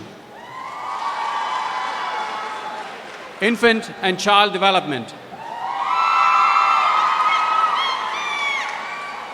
Will the candidates please move forward?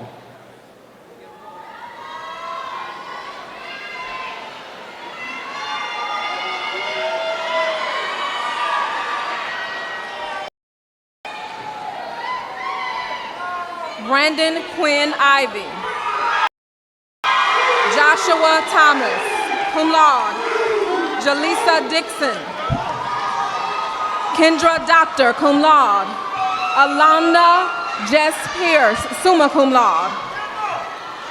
Brittany Mapp. Terrell Nichols. Anna Omastas, summa cum laude. Shaquila Parker. Logan Walton, cum laude. Richmond Brew. Millicent Cosby, cum laude. Onisha Shanquel Gary, cum laude. Jasmine Hughes. Tania Rowland. Cedric Bacon, cum laude. Brianna Danley, cum laude.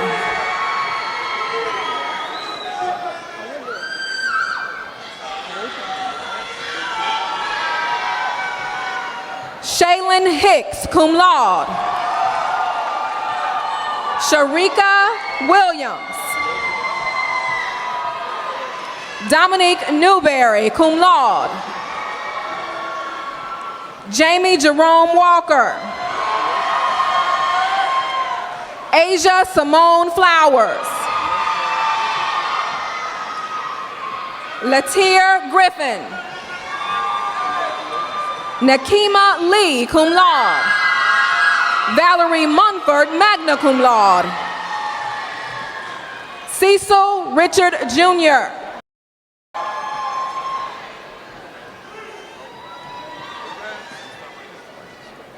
Jamaica Smith, cum laude. Megan Nicole Archie.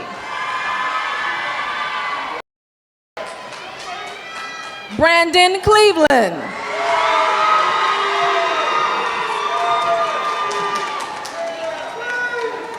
Carmonique Castella Dawson, magna cum laude.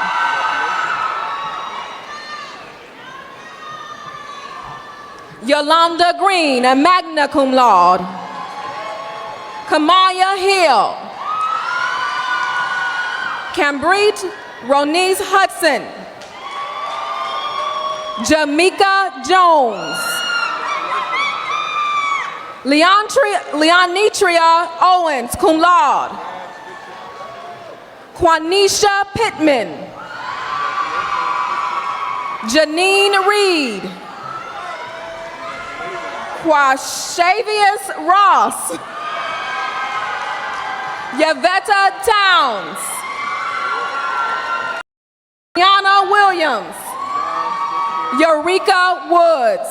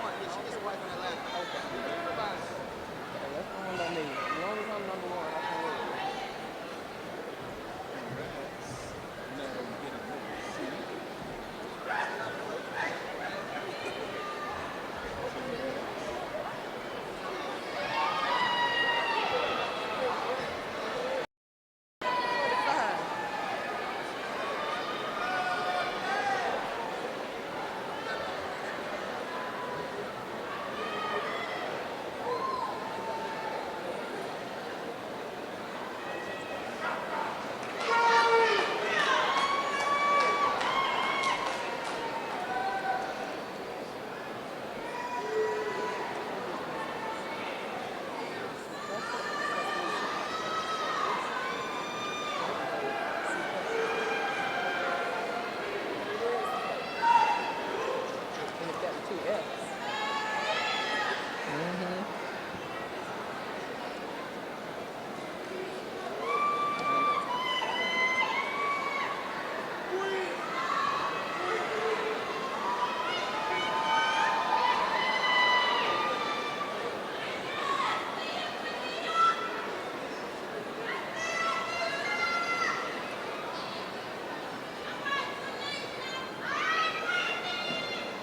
See if I can remember this.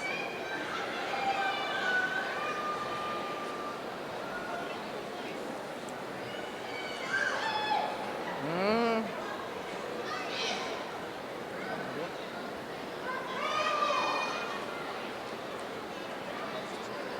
Yeah, she said they spelled it wrong in the book. A. She knows. She told me yesterday.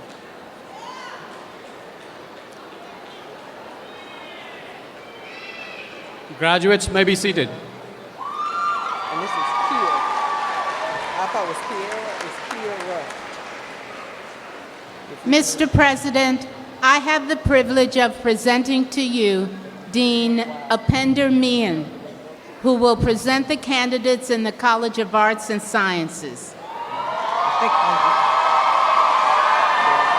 I'm good for most of them. These candidates have been recommended by the faculty, having completed all requirements for their respective duties.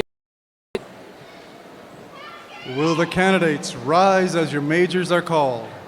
Bachelor of Arts in Commercial Design, Criminal Justice, English, History, Liberal Studies, Mass Communications, Political Science, Psychology, Sociology, Bachelors of Business Administration in Accounting, Management,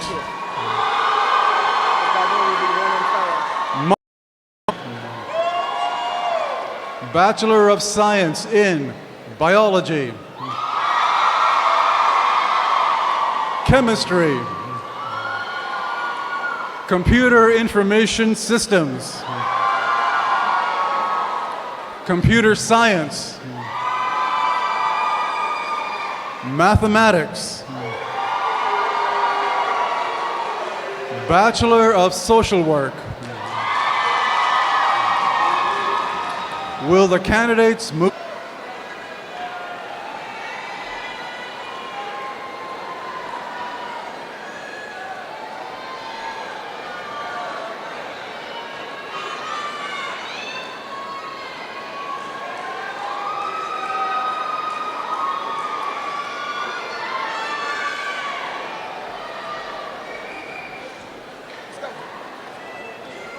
Jason Carter. Keely Marie Dotson, magna cum laude. Latricia Hughes. Daracia Lorraine Jackson, cum laude. Ashley Perta. Lakeisha Young, cum laude.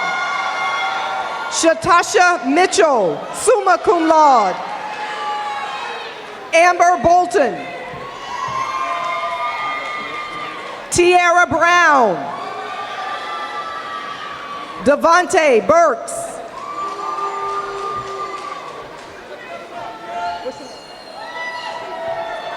Marcus Kyle Clark.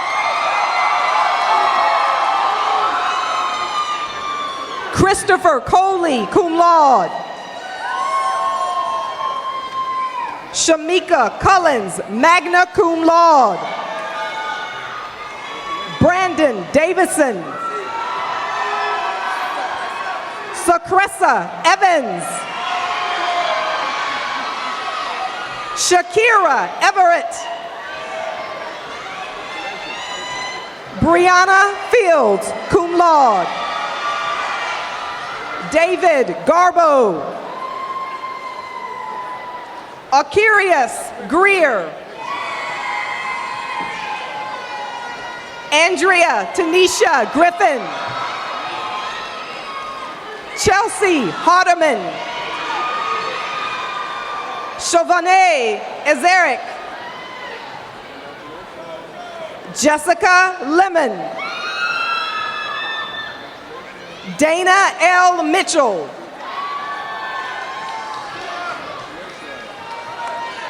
Denise Parks, cum laude.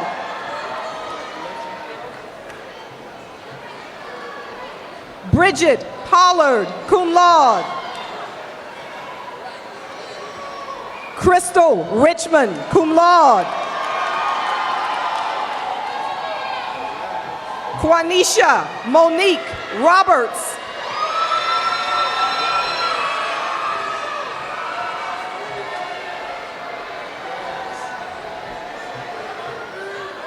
Aaron Smith.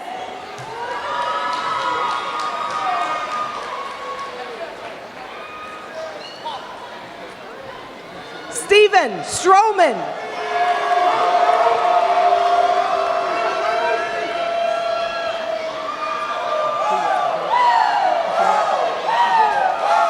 Darius Lamar Sykes. Alexis Darielle. Kishara Williams. Janice L. Worthy Jacobs, cum laude. Sandra Greer, cum laude. Shanice Danielle Honeycutt. Asia Howard, cum laude. Samantha McQuarrie, summa cum laude. Elijah Benjamin Porter II. Jasmine Taylor. DeMarcus Andrews. Yasmin Myers, cum laude. Kamara Sneed, cum laude.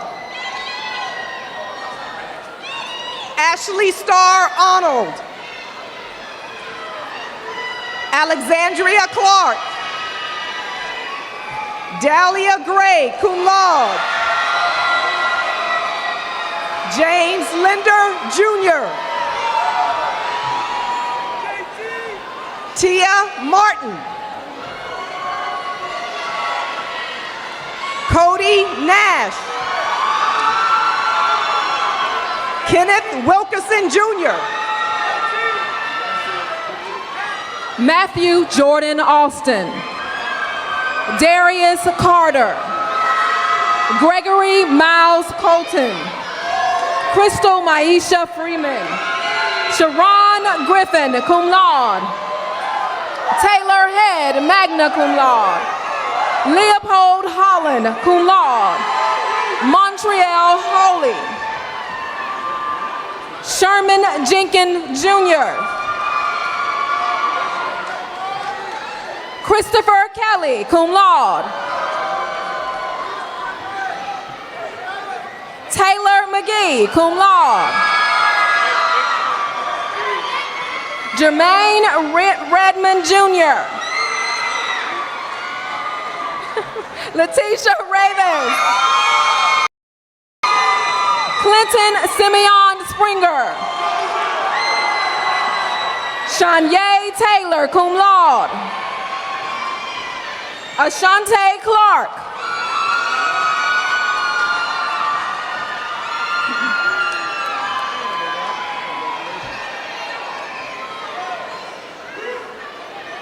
Naraya Danning, cum laude. Danea Gosa. Rashana Roper, cum laude. Takia Monet Turner, cum laude. Kenya Simone Barrett, magna cum laude. Markeisha Blair.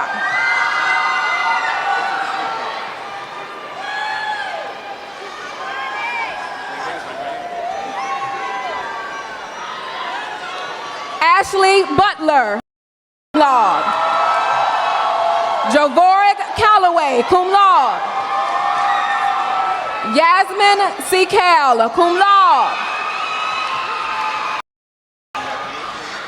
Michele Daniel.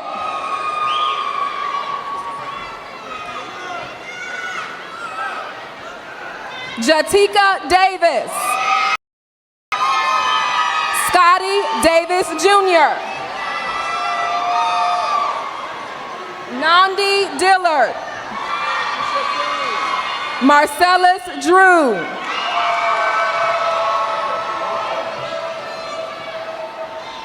Shaquila English.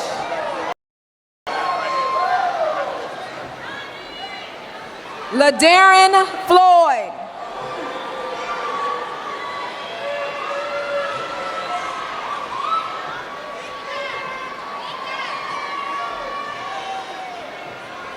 Ariel Danielle Hill.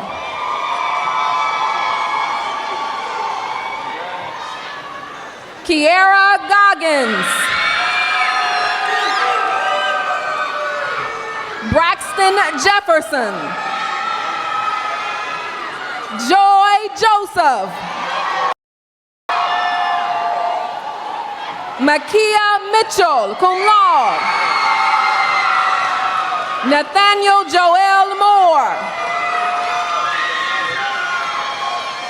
Jenny Pierre, cum laude. Ashley Pullins. Yakisha Slay, cum laude. Siobhan Smith. Delana Tucker. Destiny Turner, magna cum laude. Denori Walton, magna cum laude.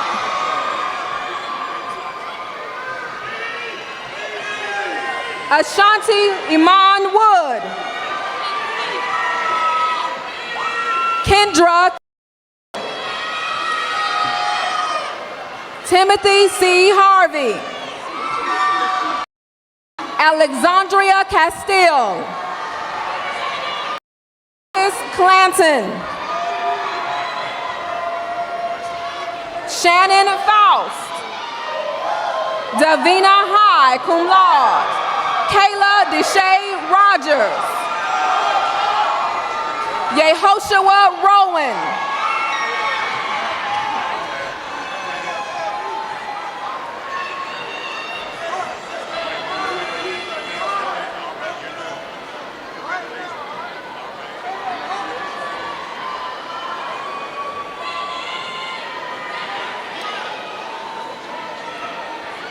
Tracy Smith, cum laude.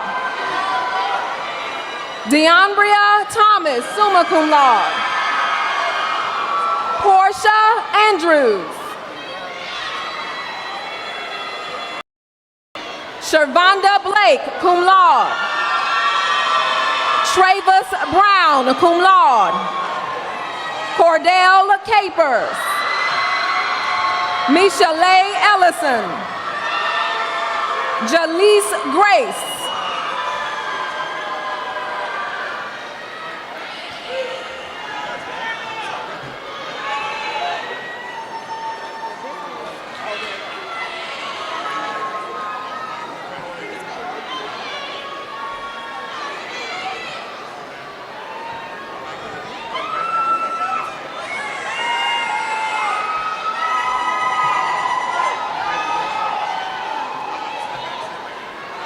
Twyla Henderson, cum laude. Kimberly Ivy, summa cum laude. Troy LeCamp Anderson. Brandon Mitchell. Lauren Mitchell, cum laude. FAOA. Brittany Ragland, cum laude. Jada Relaford, cum laude. Maurice Relaford.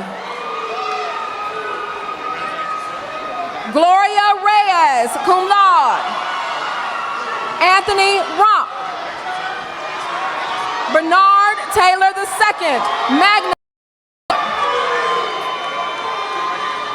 Cameron Williams. Ivy Brown, cum laude. Devin Johnson. Darian Wright. Zandrina Doss. Charlotte Farmer.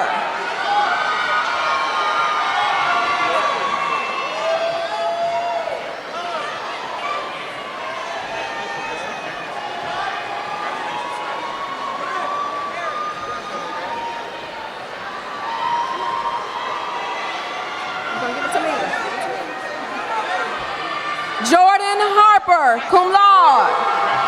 Frank Ivy, cum laude. Bria Renee Jordan, cum laude. Dominique Lacey.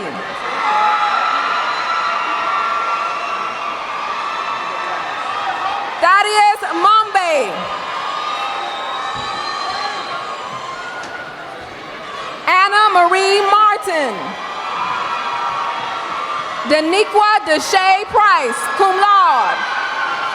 Letitia Tamika Pryor, summa cum laude.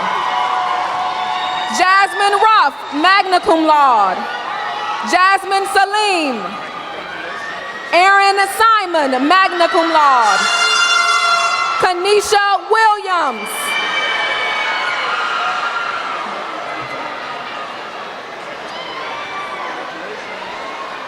Christina Cunningham. Kara Lipsy. Could we ask the audience? Payton, cum laude. Could we ask the audience to tone it down just a little bit? Thank you very much. Eric Akai, summa cum laude.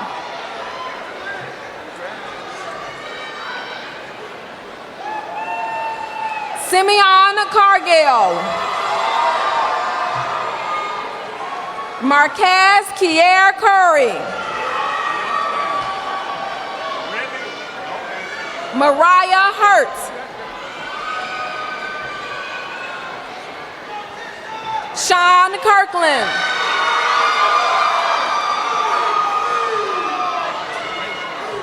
Guymel McCoy. Sarah Rump. Tahai David Clark. Paris DeVoe. Lyndon Habersham Jr. Akeisha Jordan, cum laude. Reginald A. Poole Jr. Brandon Basler, cum laude. Jasmine Bennett, cum laude. Patrick Cummings Sr.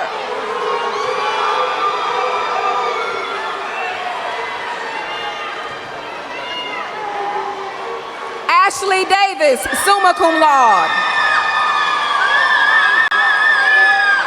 Jalen Dawson, summa cum laude. Christian Falzone, cum laude. Miranda Fields.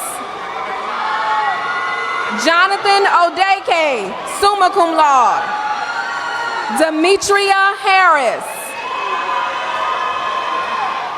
Shavon Patel, summa cum laude. Asher Song, cum laude. Shanice White, magna cum laude. Courtney Danielle Amos. Jennifer Bush, cum laude. Dwight Cook.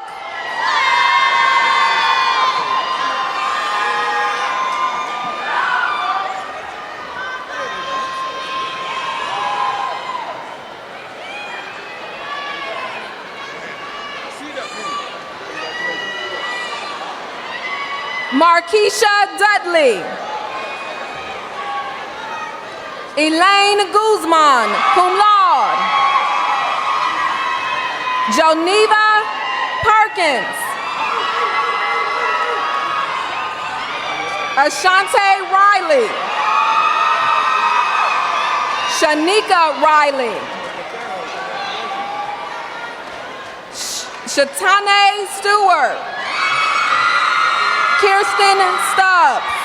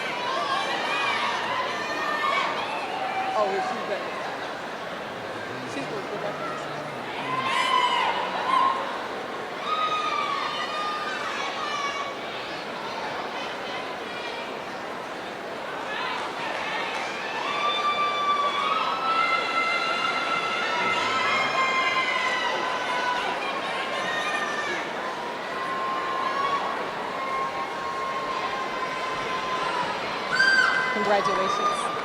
Congratulations.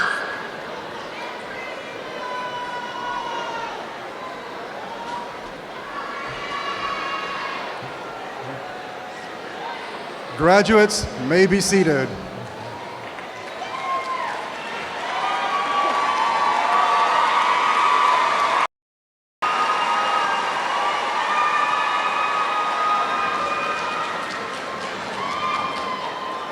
Mr. President, I have the privilege of presenting to you Dean Edward Hill, Jr., who will present the candidates in the College of Education. These candidates have been recommended by the faculty, having completed all requirements for their respective degrees. Will the candidates rise as your majors are called? Bachelor of Science in Education, Early Childhood Education, Special Education, Health and Physical Education, Middle Grades Education. Will the candidates move forward?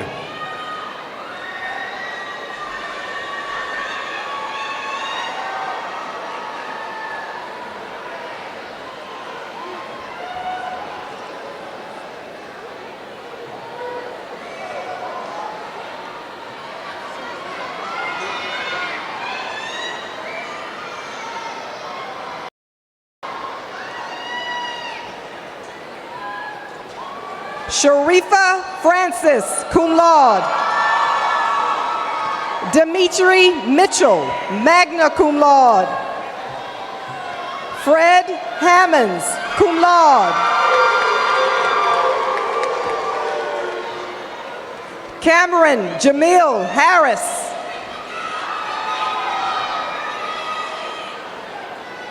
Walter Alexander Johnson IV, summa cum laude. Alex Martin, magna cum laude. Arthur Wright III.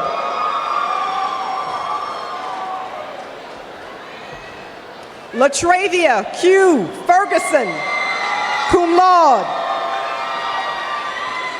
Marlon J. Gilbert, cum laude. Kirsten D. Hawthorne, magna cum laude. India Lyons, cum laude.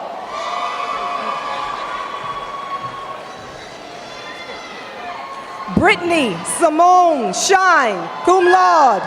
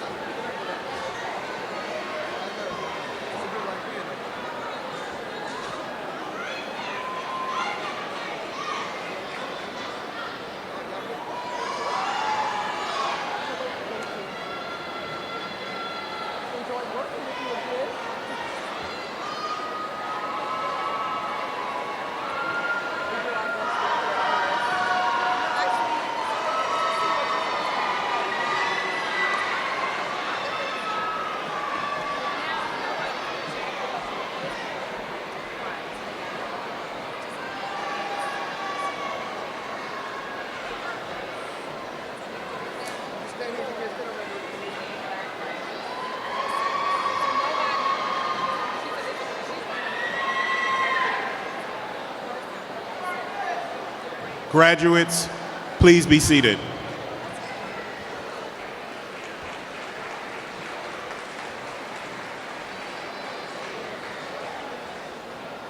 Will the class of 2015 please stand?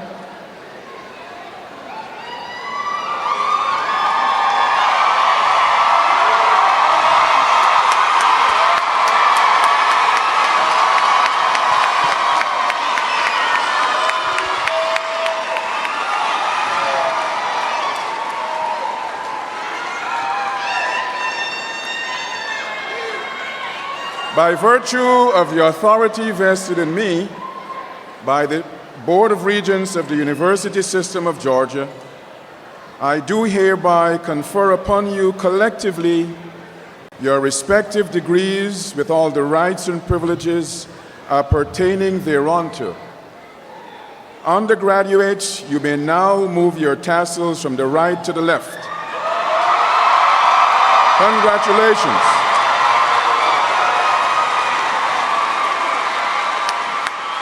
Graduates, please be seated.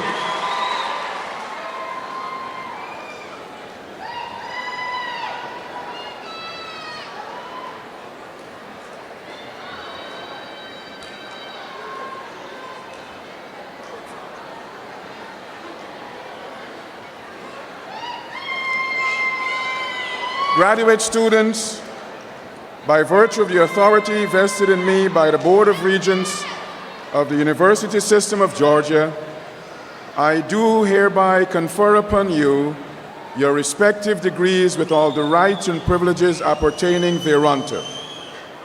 Celebrate, master students. Please be seated.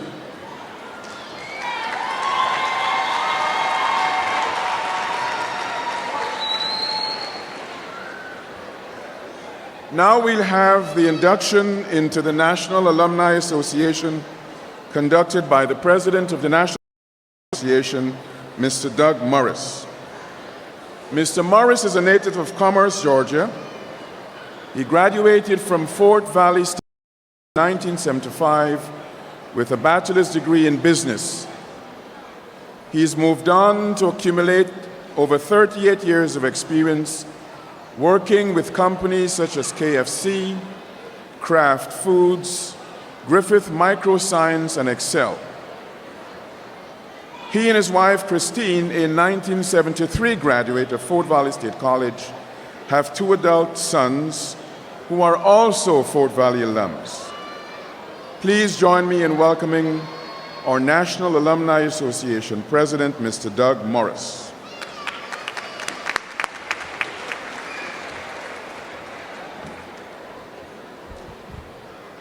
To the graduates, President Griffith, Dr. Satcher, other program participants, family of the graduates, faculty, staff, alumni, friends, and visitors, good morning. It is my responsibility and pleasure to induct the 2015 graduates into the Fort Valley State University National Alumni Association, Incorporated. To the graduates, I say congratulations. We are proud of what you have accomplished. Just know that Fort Valley State University leads you to anywhere you want to go and whatever you want to become. So go out and make your dreams a reality. If there isn't a career waiting for you, just remember, you have the power to create your own career. After all, you are a Wildcat. As you leave today, I ask that you join a local chapter of the Alumni Association, become faithful contributors, members, and stay connected with Fort Valley State University.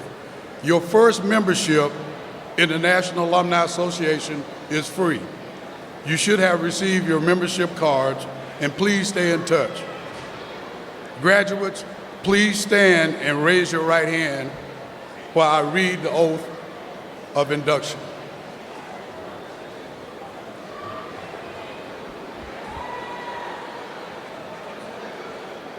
I do hereby pledge to support and follow the bylaws, rules, of Fort Valley State University National Alumni Association, Incorporated, to advance the goals of the university through involvement with students, alumni, friends, and supporters, to establish mutual benefit relations between the university and its alum, friends, and supporters, to promote the interests of Fort Valley State University at all times, to act as a vigilant protector of the heritage of Fort Valley State University.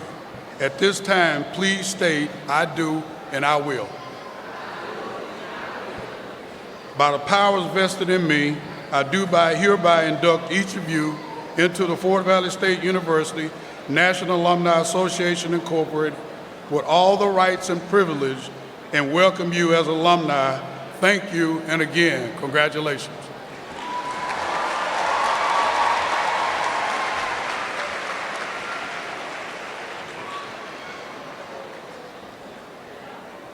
Thank you, President Morris, for those words of encouragement and the induction.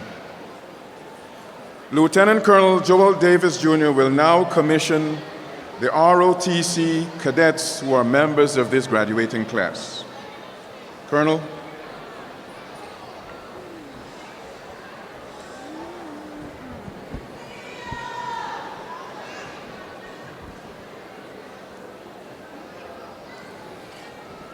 Cadets, post.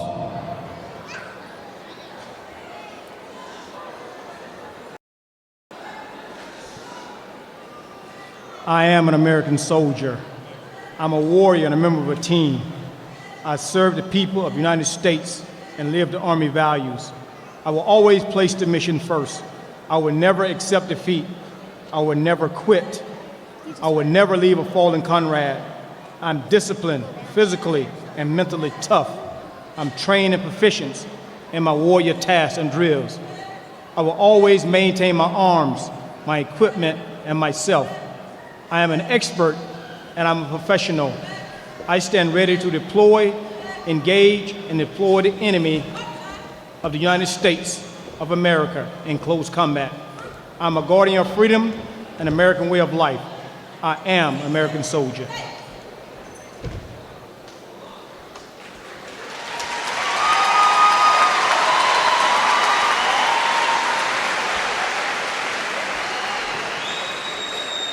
President Griffith, it's my pleasure and privilege to present to you 7 members of the graduating class of 2015. Cadets Cedric Bacon,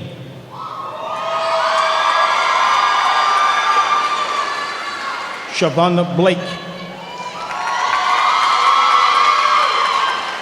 Ivy Brown, Jennifer Bush, Jordan Hopper,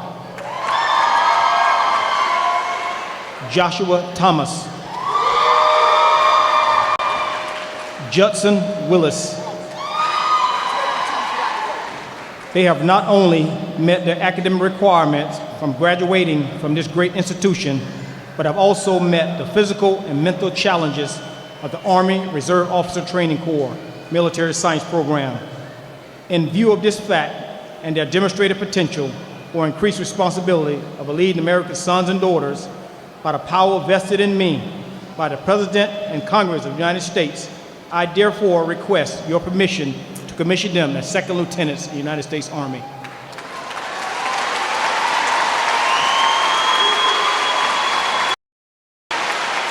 Permission granted.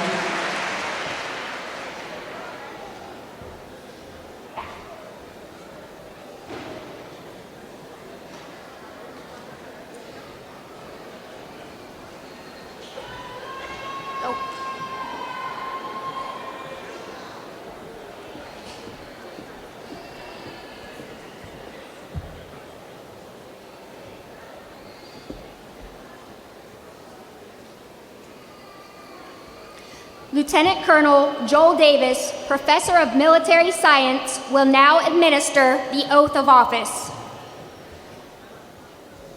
Raise your right hand and repeat after me.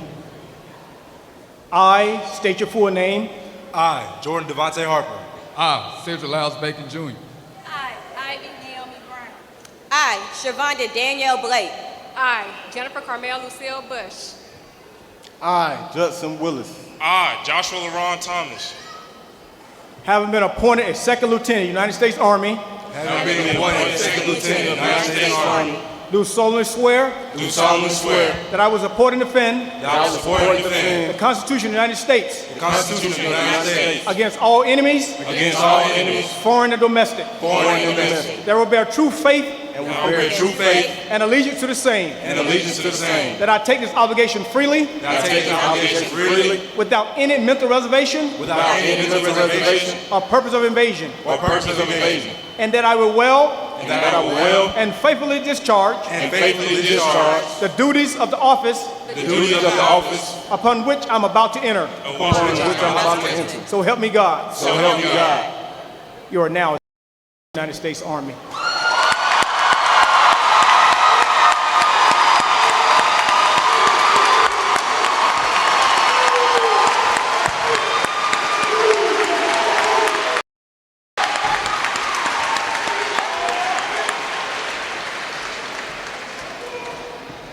We will now have the official pinning ceremony. Will the parents and family members assisting the new lieutenants please come forward for the pinning ceremony?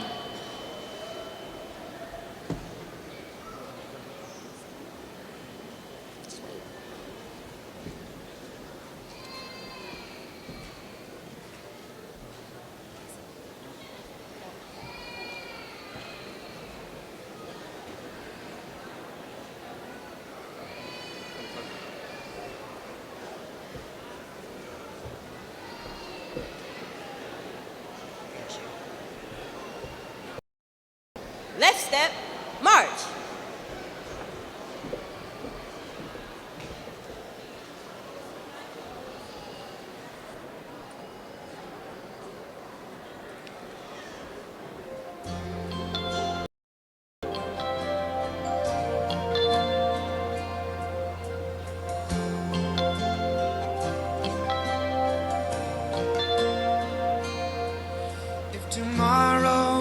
Pinning the bars on Lieutenant Jordan Harper are his mother and brother, Miss Lisa Harper and Mr. Marche Harper. Lieutenant Harper has been branched an active duty aviation officer in the United States Army. Pinning the bars on Lieutenant Cedric Bacon are his parents, Mr. Cedric Bacon Sr. and Miss Michelle Hooten. Lieutenant Bacon has been branched an active duty medical service officer in the United States Army. Pinning the bars on Lieutenant Ivy Brown are her mother and cousin, Miss Laverda Brown, and Major Rosalind King. Lieutenant Brown has been branched an active duty Adjutant General Officer in the United States Army. Pinning the bars on Lieutenant Shervonda Blake are her brother, Seaman Joe Blake and Staff Sergeant Travon Blake. Lieutenant Blake has been branched a reserve duty Signal Corps officer in the United States Army. Pinning the bars on Lieutenant Bush are her husband, Second Lieutenant Michael Bush, and daughter, Miss Blair Bush. Lieutenant Bush has been branched a reserve duty Adjutant General Officer in the United States Army. Pinning the bars on Lieutenant Judson Willis is his mother, Miss Jeanette Rump Willis. Lieutenant Willis has been branched an active duty armor officer in the United States Army. Pinning the bars on Lieutenant Joshua Thomas are his parents, Sergeant First Class retired John Thomas and Sergeant First Class retired Rona Thomas. Lieutenant Thomas branched an active duty ordnance officer in the United States Army.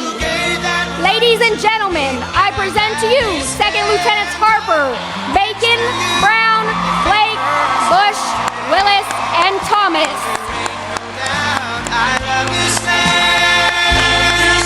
God bless the USA.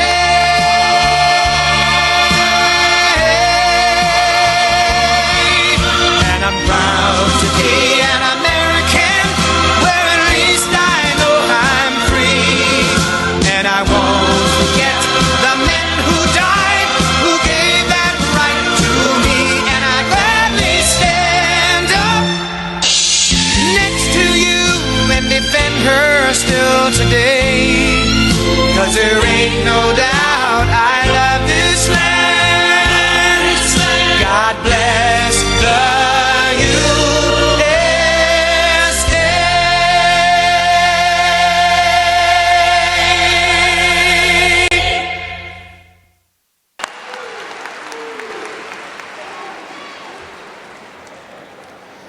We will now conduct the traditional Silver Dollar Salute. The Silver Dollar Salute is a time-honored tradition in the Army. The newly commissioned second lieutenant presents a silver dollar to the first non-commissioned officer that salutes them. This tradition represents the special role the non-commissioned officer plays in the development of the young officer's professionalism.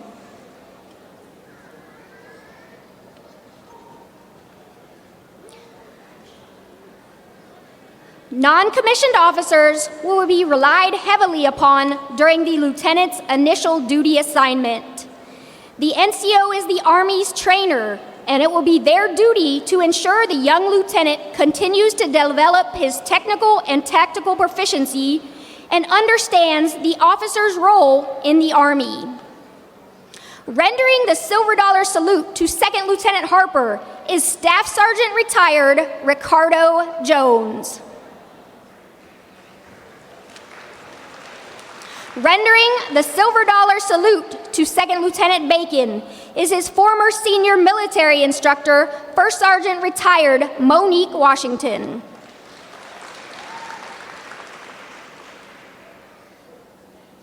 Rendering the Silver Dollar Salute to Second Lieutenant Brown is her former senior military instructor, First Sergeant retired Monique Washington. Rendering the Silver Dollar Salute to Second Lieutenant Blake is her mother, Master Sergeant retired Cheryl Blake Thomas.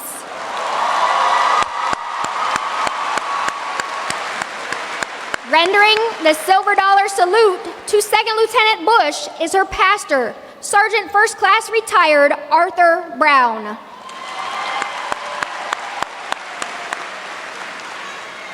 Rendering the Silver Dollar Salute to Second Lieutenant Willis is his senior military instructor, Master Sergeant Scotty Johnson.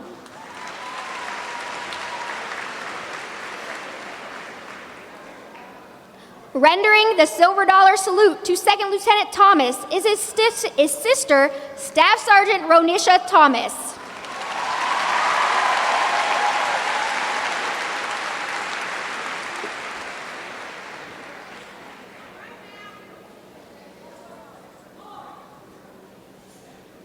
Go.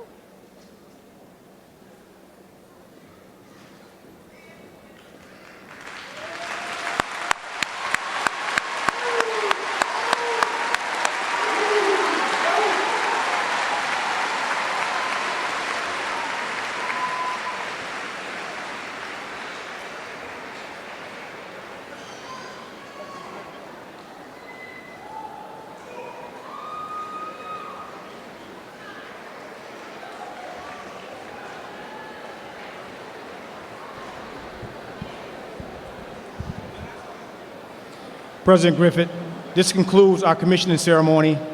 On behalf of the United States Army Cadet Command, we appreciate your continued support and steadfast commitment to making this military science program here at Fort Valley State University the best amongst all HBCUs in the country. We really appreciate all you've done to ensure we're equipped to prepare our young men and women to serve this great nation during a period of persistent conflict. God bless you, God bless the Fort Valley State University, and God bless America.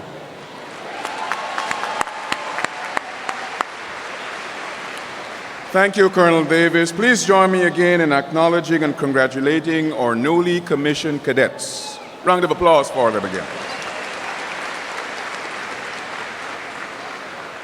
Class of May 2015, you have completed notable educational journeys, whether you are graduating with a bachelor's degree or a master's degree. Your dreams have come true. Your basis for moving up socioeconomic and career ladders has been affirmed and confirmed. But as you receive applause from family, from friends, from professors, and others, remember the words of Isaac Newton, written in 1676 to a fellow scientist named Robert Hooke. If I have seen further, Isaac Newton said, it is because of standing on the shoulders of giants. No achievement by any of us derives from only what we do. We all stand on the shoulders of giants.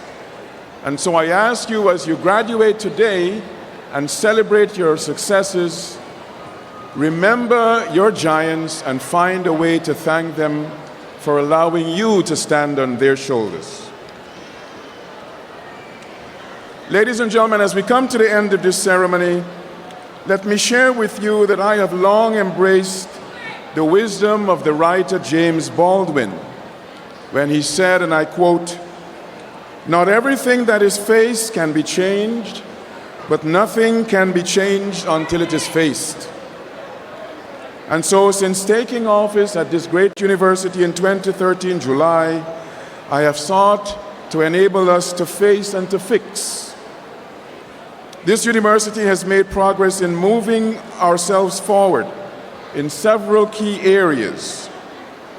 I am proud of what together we have done with the work of energetic faculty, staff, alums, and Wildcat supporters near and far. I am particularly proud of the work we have done in enrollment management. And just let me give you a brief report on where we stood with enrollment management as of April 30 of this year.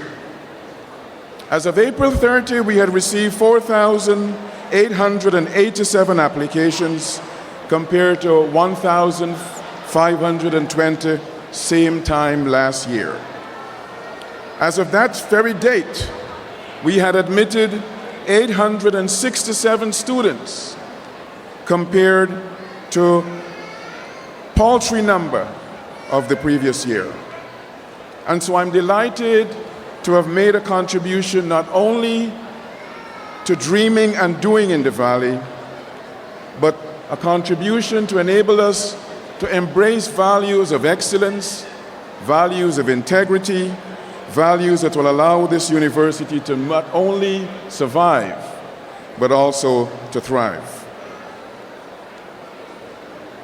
If this university is to survive, much less prosper, it is going to be important for some of the what, some of the how, some of the with whom to be embraced differently. This will require, I suggest to you, embracing what lies beyond, including embracing global diversity. And so as I come to the end of my presidency here, I thank you on behalf of First Lady Griffith, I thank you on behalf of myself, and I say to you, God bless this university, keep on keeping on.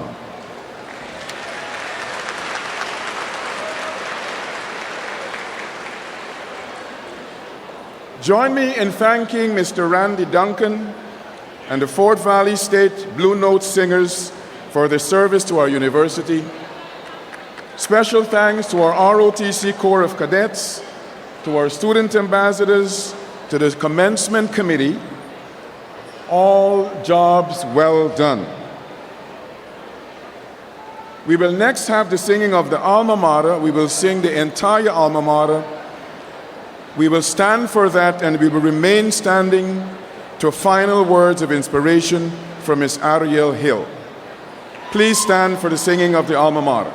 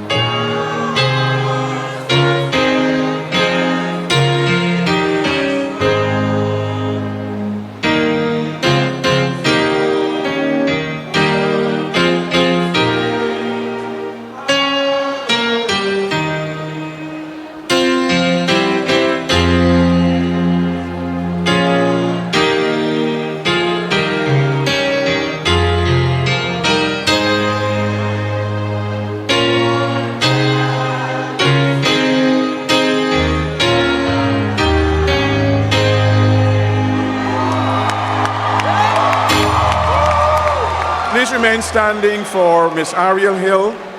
After Ariel Hill's words of inspiration, we will have the recessional, and everyone is invited to a reception in the lower level of this complex at the end of the ceremony. Have a wonderful summer. Congratulations.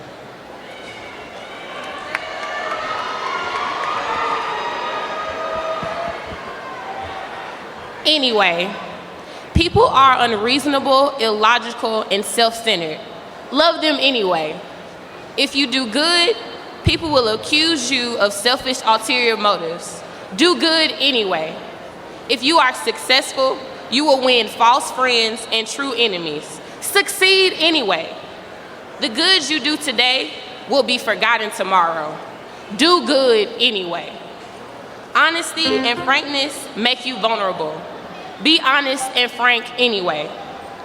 The biggest person with the biggest ideas can be shot down by the smallest people with the smallest minds. Think big anyway. People favor underdogs, but yet follow only top dogs. Fight for the underdogs anyway. What you spend years building up may be destroyed overnight. Build anyway. People truly need help, but will attack you if you help them. Help them anyway. Give the world what you have, and it may kick you in your teeth. Fellow Spring 2015 Fort Valley State graduates, give the world your best anyway. Thank you.